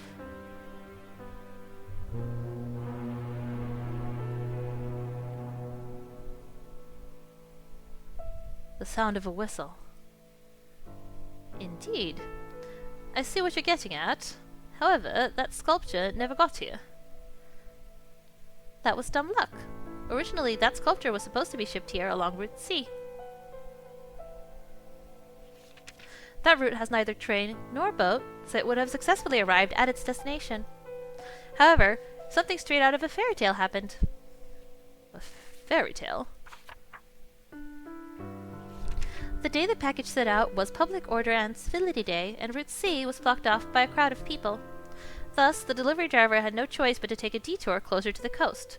That was how the package was brought into the vicinity of the ship whistle it shouldn't have been near. The sculpture inside of that truck exploded, flinging itself into the sea, where it came to rest below. In the end, the rabbit didn't reach its destination, falling into a deep slumber instead. It was only the turtle that reached its destination, despite its late departure.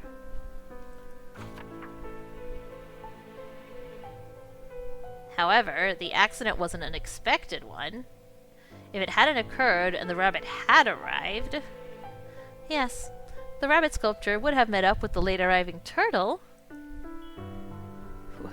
Wait, just give me a moment. Don't you think one part odd? If I was really behind all this, why would I send you off to help Mela? True, that part is odd. If we had realized that sound was the trigger before, the professor would be in a world of trouble.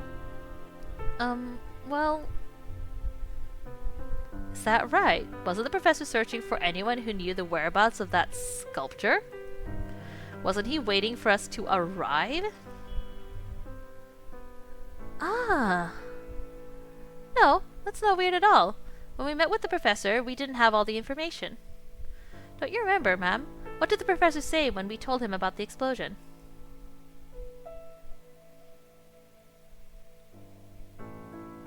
Ah, my apologies. I was just hung up on the part about you seeing the staff's skill for yourselves. After that car drove off, you say you sneezed, then the sculpture exploded? Hearing it all laid out so well, I guess so. Not sure if it has anything to do with the trigger, though. Ah, right. Right, after hearing that, I started thinking that the trigger was related to the exhaust fumes. Professor, you led us to the wrong conclusion. You've fallen for your own delusions. What proof do you have of that? The professor fed us biased information that led us to the wrong conclusion about exhaust being the trigger. He put a limit on our reasoning, and the proof of that is right here.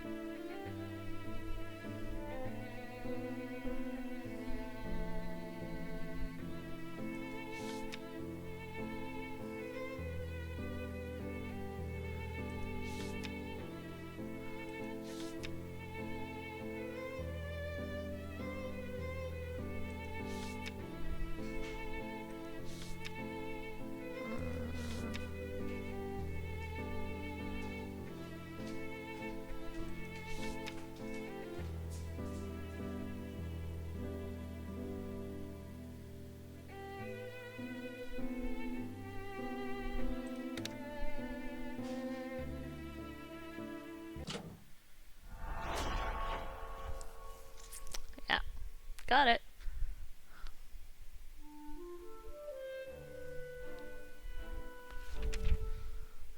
When you asked us to help Miss Torlin, you only marked 3 explosion sites on our map.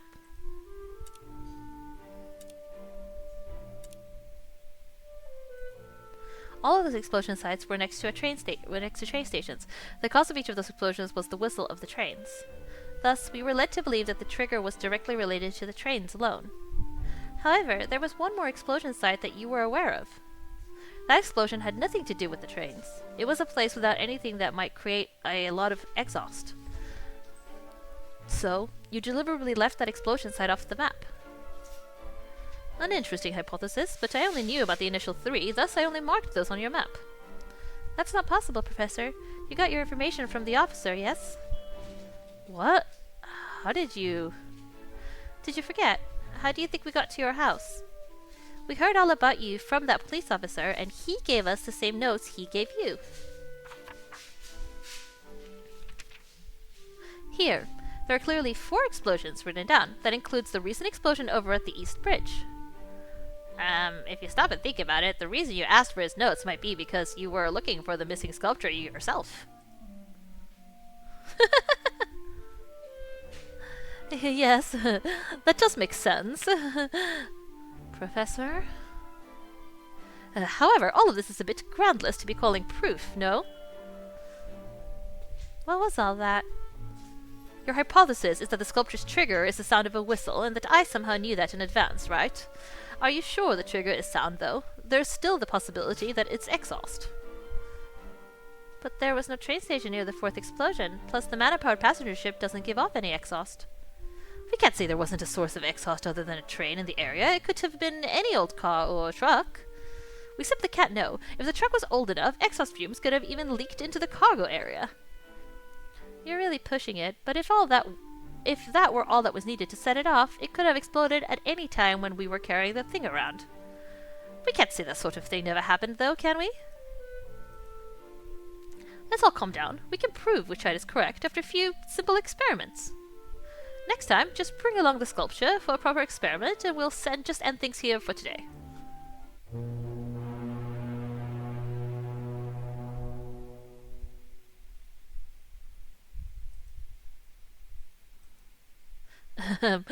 I simply mean, everyone's exhausted, so... hey, are we in a bit of danger here? Excuse me? Actually, before we came, I stopped by that bridge, and... I pulled that sculpture up again. What? What to do? We've got to run. Huh? But why's she right up next to me? Did she really have time to bring along that sculpture? Oh, she's lying. Ma'am, were you just bluffing? Of course I was, assistant girl. However, I think we just caught ourselves a fool.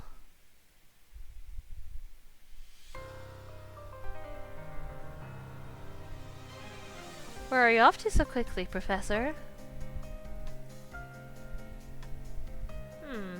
He was off and running without a moment's hesitation. If he weren't absolutely certain sound was the trigger, there's no way we would have seen movement like that out of him. That's why I told you not to underestimate us. That goes for me and my assistant.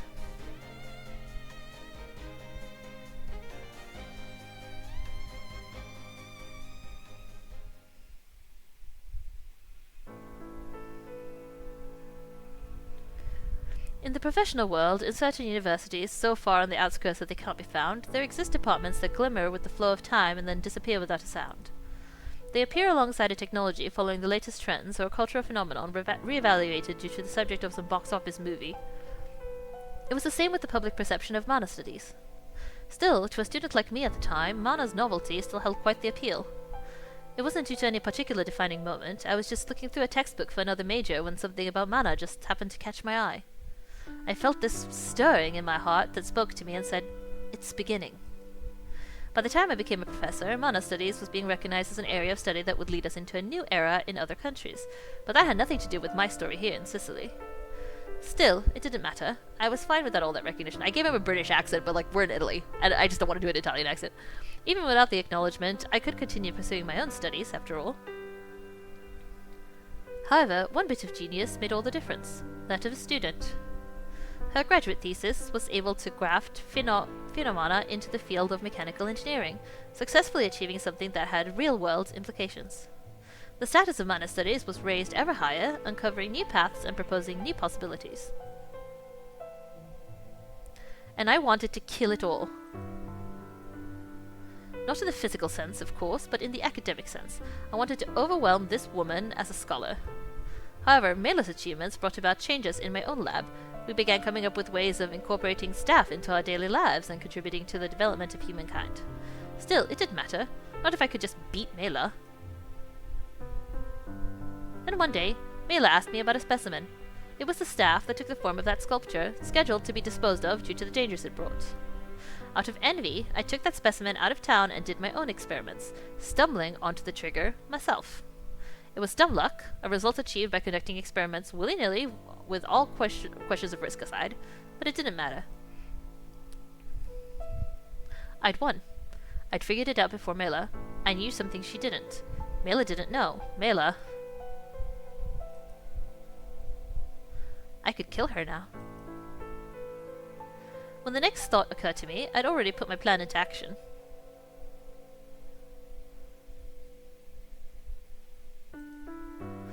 When my conscience caught up with me, I regretted my choice, but I thought it already too late. That was when I heard that accident stopped the package from being delivered. I was relieved. I could pretend like nothing at all had happened.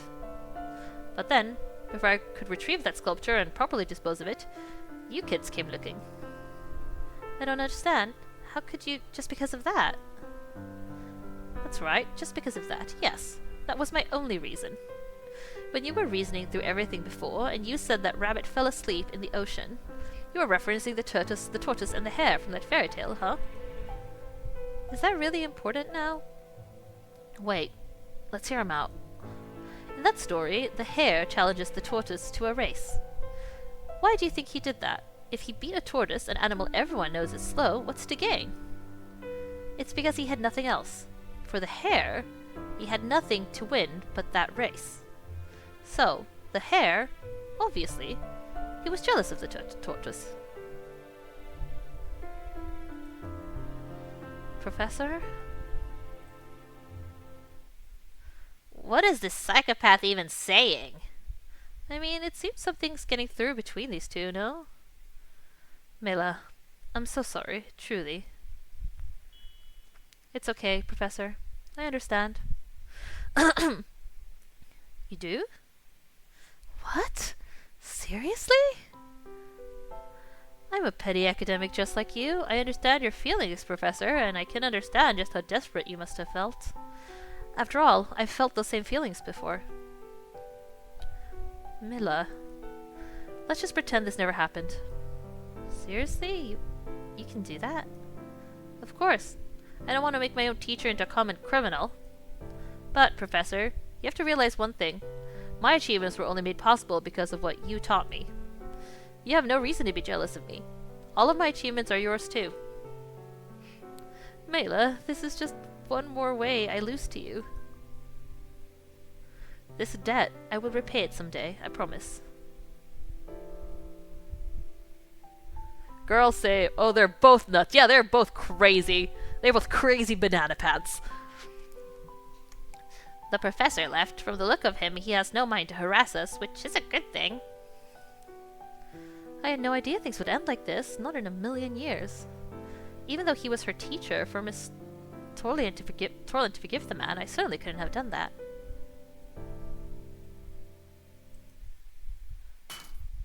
Damned fool. Huh? Yeah. Oh, yeah, she was faking it. She's gonna call the fucking cops. She's gonna call the fucking cops. I thought there was no other way he could possibly disappoint me even more, but to be so brazenly stubborn. Seriously, I'm so sick of this. Miss Torlin, does that mean you don't forgive the professor? Not on your life. To think you could try to murder me over something so frivolous. You think someone like me would forgive that? No. I mean, I did sort of think it was an act, but in business, things like this happen. Business. A teacher tried to kill his student out of jealousy. That's nothing but something for those with nothing better to do to gossip about. If I were to try to charge him with something, it would be all he said, she said, which is nothing but a bother. All of our grants would be cut off too. Plus, if people were to find out that staff was used as a weapon, the positive image of phenomena we've finally been able to muster would tank. I can't throw away all of my research because of one piece of human garbage. But will you really be okay? Miss Torlin, if something else goes awry, your life could be on the line.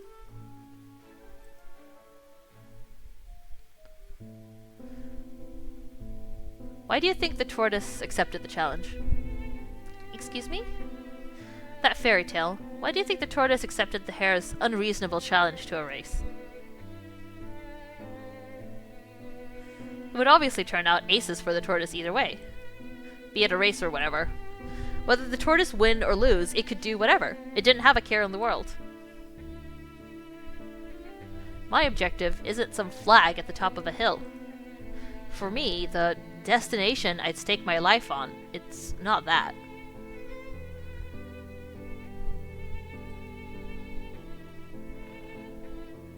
A lot of monologues in this.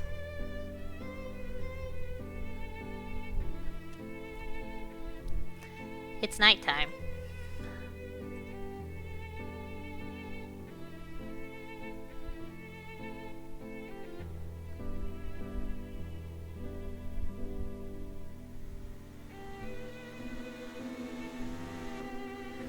This is all so dumb. What are you proposing we do now, sister girl? What are we doing here? That's not it. It's those brainiacs. I just can't call Karloff or Torlin sane in any way. No matter how important a job is, your own life should take priority, no? To say that's all your life is worth and stick your neck out for it, it just isn't practical. I mean, they're not children. Girl, you are going to fall off of that bike. Also, put on a helmet. Assistant girl, is that okay for you, an actual child, to be saying? You know what? I'm officially a member of society from today, so I can say that. Don't you think the same, ma'am? You're a practical person who cares about money. Is that the snobbish image I give to you? It's the truth. It's got some truth to it. In fact, you understand me almost perfectly, assistant girl. Almost. Excuse me? Honestly, there's one thing I keep secret. The reason I use staff and nothing else in my business is because of a personal goal of mine. A personal goal, ma'am? I mean, it's not a goal I'm going to die for like those bookworms back there. You have a goal too, assistant girl, like making a bunch of money or raising a happy family, right? You know, something you want to accomplish? Me? I don't really have anything in mind.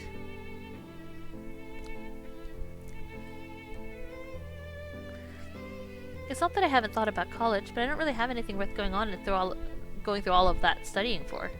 We live at Shop Retro, so we don't have to worry about starving, and things will work out one way or another.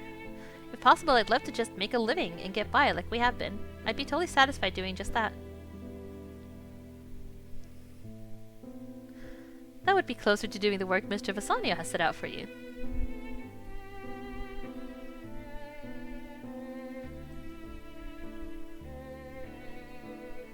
Hey, assistant girl? The moon. Huh? I wanted to go to the moon. Not right this second, though. Too ordinary.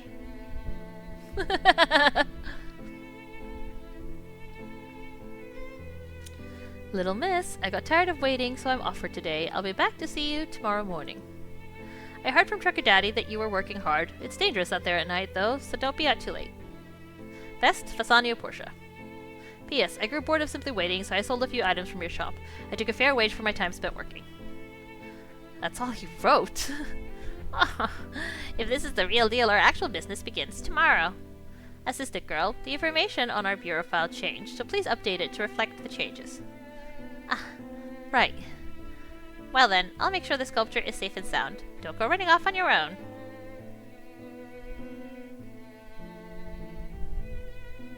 I'm serious. Verita, there's a chance that woman will take off on you. You know that, right? I'm tired.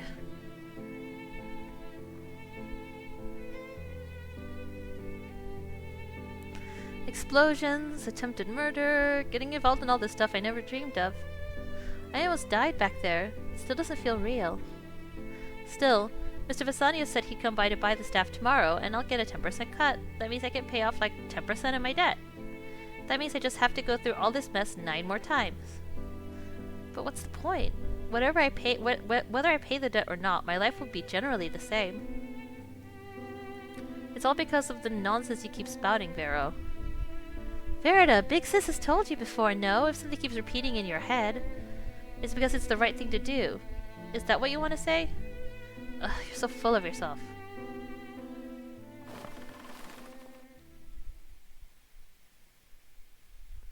Where are you going? For a walk. I can't sleep. The moonlight's too bright tonight.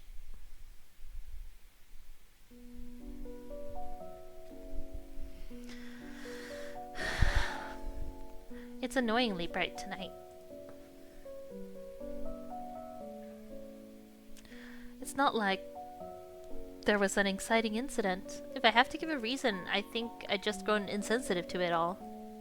If you want to be an astronaut, you have to be fluent in 3 languages, and you have to train your body to withstand the forces of gravity. As I learned more and more of the reality of everything, the dream lost its dreamlike qualities. It wasn't that the challenge was unrealistic. It's just that I didn't want to do all that just to get me to the moon. That was when the realization struck me. I'm just not the sort of person who will sacrifice something to reach a goal. Moving forward, no matter what idea took hold of my brain, I would pick from the things I already had in front of me. Just then, I realized. Verita, what are you going to do?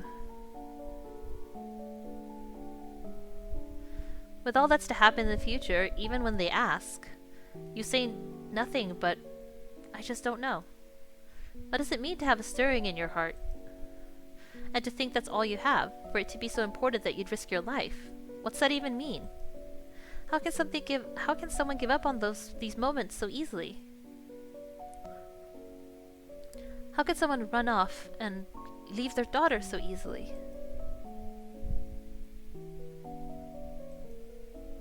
I don't feel like you're curious about anything. Even when I heard that, I didn't even know what I should be curious about. It'll be okay, Verita. Just do like you've done all this time. Shut off your eyes and ears, and just live. Seeing and hearing, you've got a big sis for all of that. Can I really do that? Then...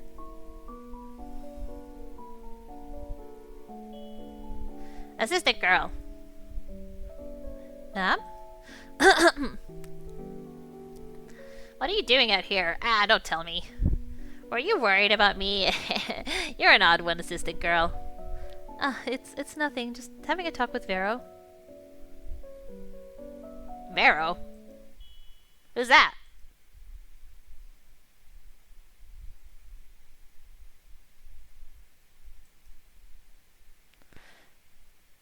She was fake. Right. I almost forgot again. Nothing at all. Is the sculpture alright? Yep. I decided to pull that sculpture out of the water since I'd come all this way. It was quite the ordeal. Since there are no boats or trains running right now, I figured I'd take it back to Shop Retro and soundproof the thing. Right. That is ideal.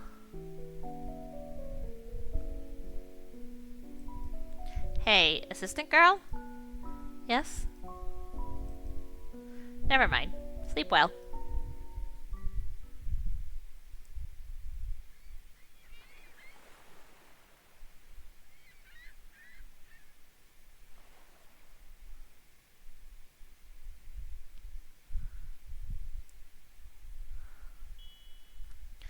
Have you all been waiting for me? Well, I'm here now. Huh? There you are. Oh, are you alone, my dear merchant? Where is the little miss? Is she still sleeping after your research into that staff stretched into the night? How is that you know so well exactly? Gathering information on my debtors is a fundamental part of my job. This is work, after all. Well, if it's the staff you want, I'm ready to make a deal right now. Oh-ho! Did you discover its skill and trigger in a single day? Impressive! However... Before my assistant wakes up, I have a proposal to make.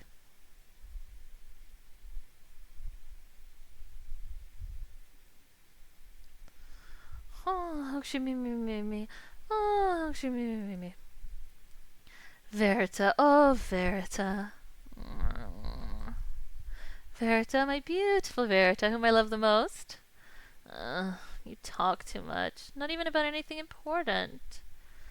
Miss Faring isn't in the room now. I think she's taken the staff and left. What? Also, it's been roughly 30 minutes since I first heard the sound of Mr. Vasanio's engine running. That's more than enough time to complete a transaction. Hold up. You can't be... No, she didn't.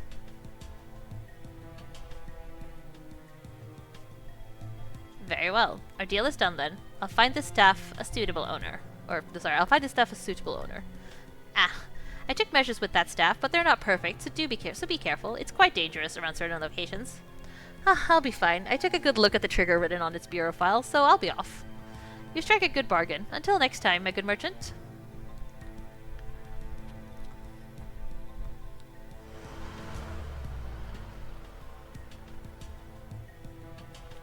Wait up!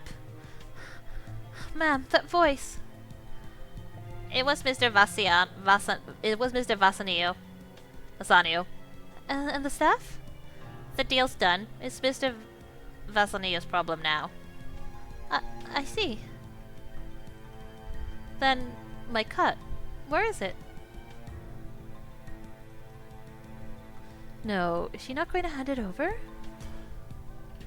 Ma'am, my cut? You don't get any, assistant girl. But why? Our terms have changed. I handed over the staff. In return, Mr. Bassanio agreed to wipe away all of your debt. Excuse me? Why didn't you tell me? Why not say it was your father's debt? But, it can't be. Ma'am, did you pay my debt with your cut too? I didn't do it out of charity. Think of it as an investment. An investment? Assistant girl, the first observed phenomena, this staff. Do you know where its name comes from? Of course, there are many theories in that regard, but this is the one I believe. One day, a man emerged from a deep, deep hole. This man seemed to have come from a different dimension, and he had 3 mysterious powers. Those 3 powers were the world's first phenomena, including the world's first staff. The world's first staff. In all of the literature describing him, the most defining feature of the man is the short walking stick that came up to his waist. As a result of this, the people latched onto the mysterious tool that caused these phenomena, naming it staff. Of course, there are small differences in pronunciation depending on the country. I'm actually looking to get my hands on that very first staff the man had. Going further, I'm looking for the source of all this mana.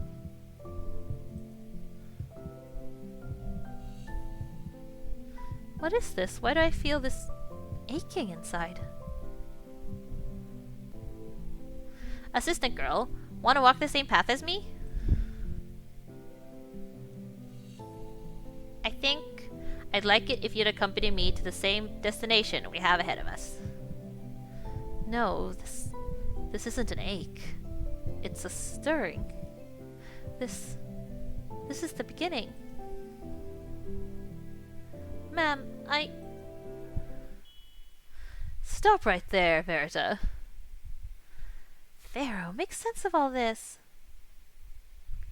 Verita, this time things are urgent. About Mr. Bassanio. He's headed to the bridge. It's almost 11. What? Assistant girl, please read the room. Ma'am, did you perhaps explain the trigger to Mr. Bassanio? Huh? No, he said he'd just looked through the bureau file.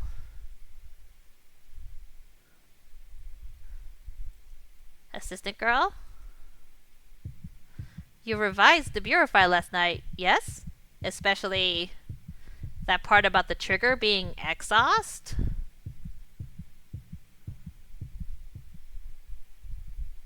Nope.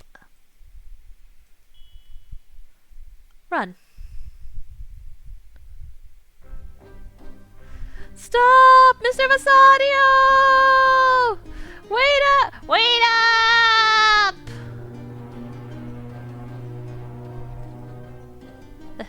That sound. No, the boat's already departing. Ah, look there! His car! What a relief. He stopped before the bridge. It seems like the bubble wrap worked well enough to soundproof that. Thing.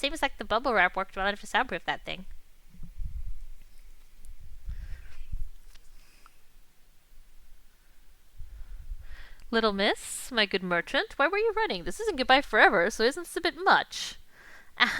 We can calm down. It's all okay. It's not okay. Oh, you blew up his fucking car. His expensive ass car.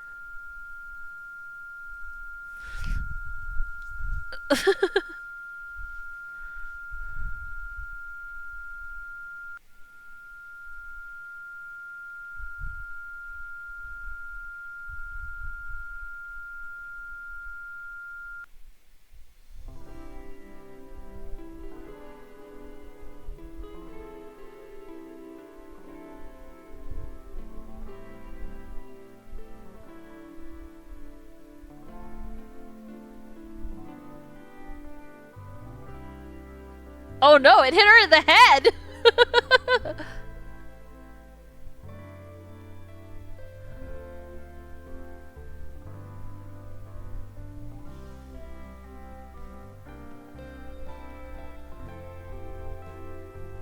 Act 1, clear rewards. Debt of 1,000,000 lira paid. Prototype Lanciator Flim is totaled. A claim for 100,000 lira for damages obtained. Attempted murder of Asani Portia. Good riddance. And that is all, because that is Act 1, which is the demo of Staffer Retro. Okay. Let's go to the chatting screen.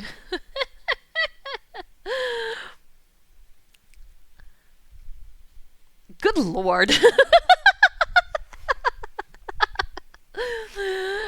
Oh, these people are insane. I quite enjoyed that. All these demos are so damn long. Yeah, I actually thought this one was going to be shorter. I'd counted on this being maybe like 2 to 3 hours. I was not expecting it to be almost 4 hours. I mean, it's cool that they give so much of the game for free, right? But like, damn. That's the demo of Staffer Retro, which is out today, I think, on multiple platforms. I liked it. Yeah, I liked it. I mean, I think the actual gameplay mechanism isn't really like isn't the thing that I'm like super hung up on. Like, it's fine. It's like it's a visual novel with extra steps, right? But I like the writing so far. The characters are very fun, and I think the twists and turns in the case are fun to follow along. I did kind of like piece some of it together, right? Like I don't know if I said it out loud, but like when we were meeting with the professor the very first time, I'm like, oh, he totally tried to kill her. He totally tried to kill his student. And I just couldn't prove how, right? I just figured that is why he had sent the statue to her. But you know, I think the kind of twists it took, some I saw coming and some I didn't really see coming. The Vero isn't really there thing was interesting, kind of when I figured out that like, oh yeah, the reason that she can just appear out of nowhere is because she's like a figment of like Verita's imagination. Why all the principal characters' name starts with a V, I do not know. Because the professor's name didn't start with a V, and Mella's name didn't start with a V, and Trucker Daddy's name didn't start with a V.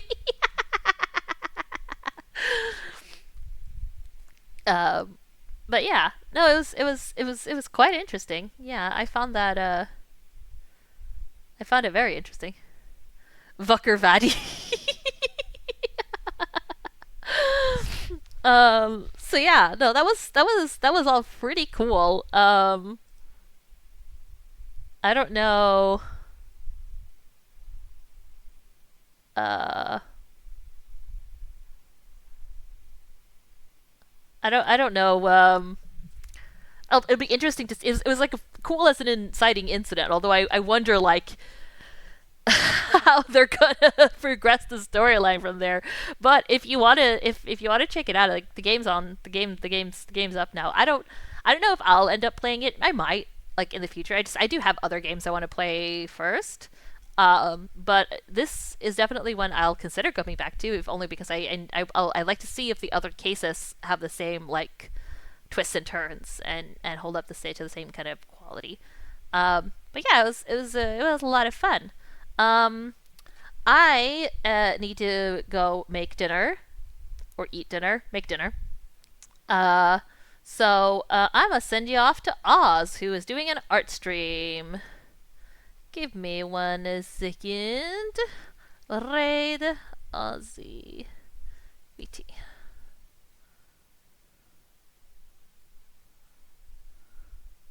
Yay! Okay, so I am streaming tomorrow. Streaming tomorrow at 4 p.m. CDT. I will be doing another round of Stargazing Season. I will be playing through a different route. Hint for that. It will be his 4-year anniversary tomorrow. That is not why I'm playing through his route. It is yet another happy coincidence that I just accidentally scheduled it for that day. So, until then, stay safe all on your adventures, and all hail the golden garbage pail. Bye-bye!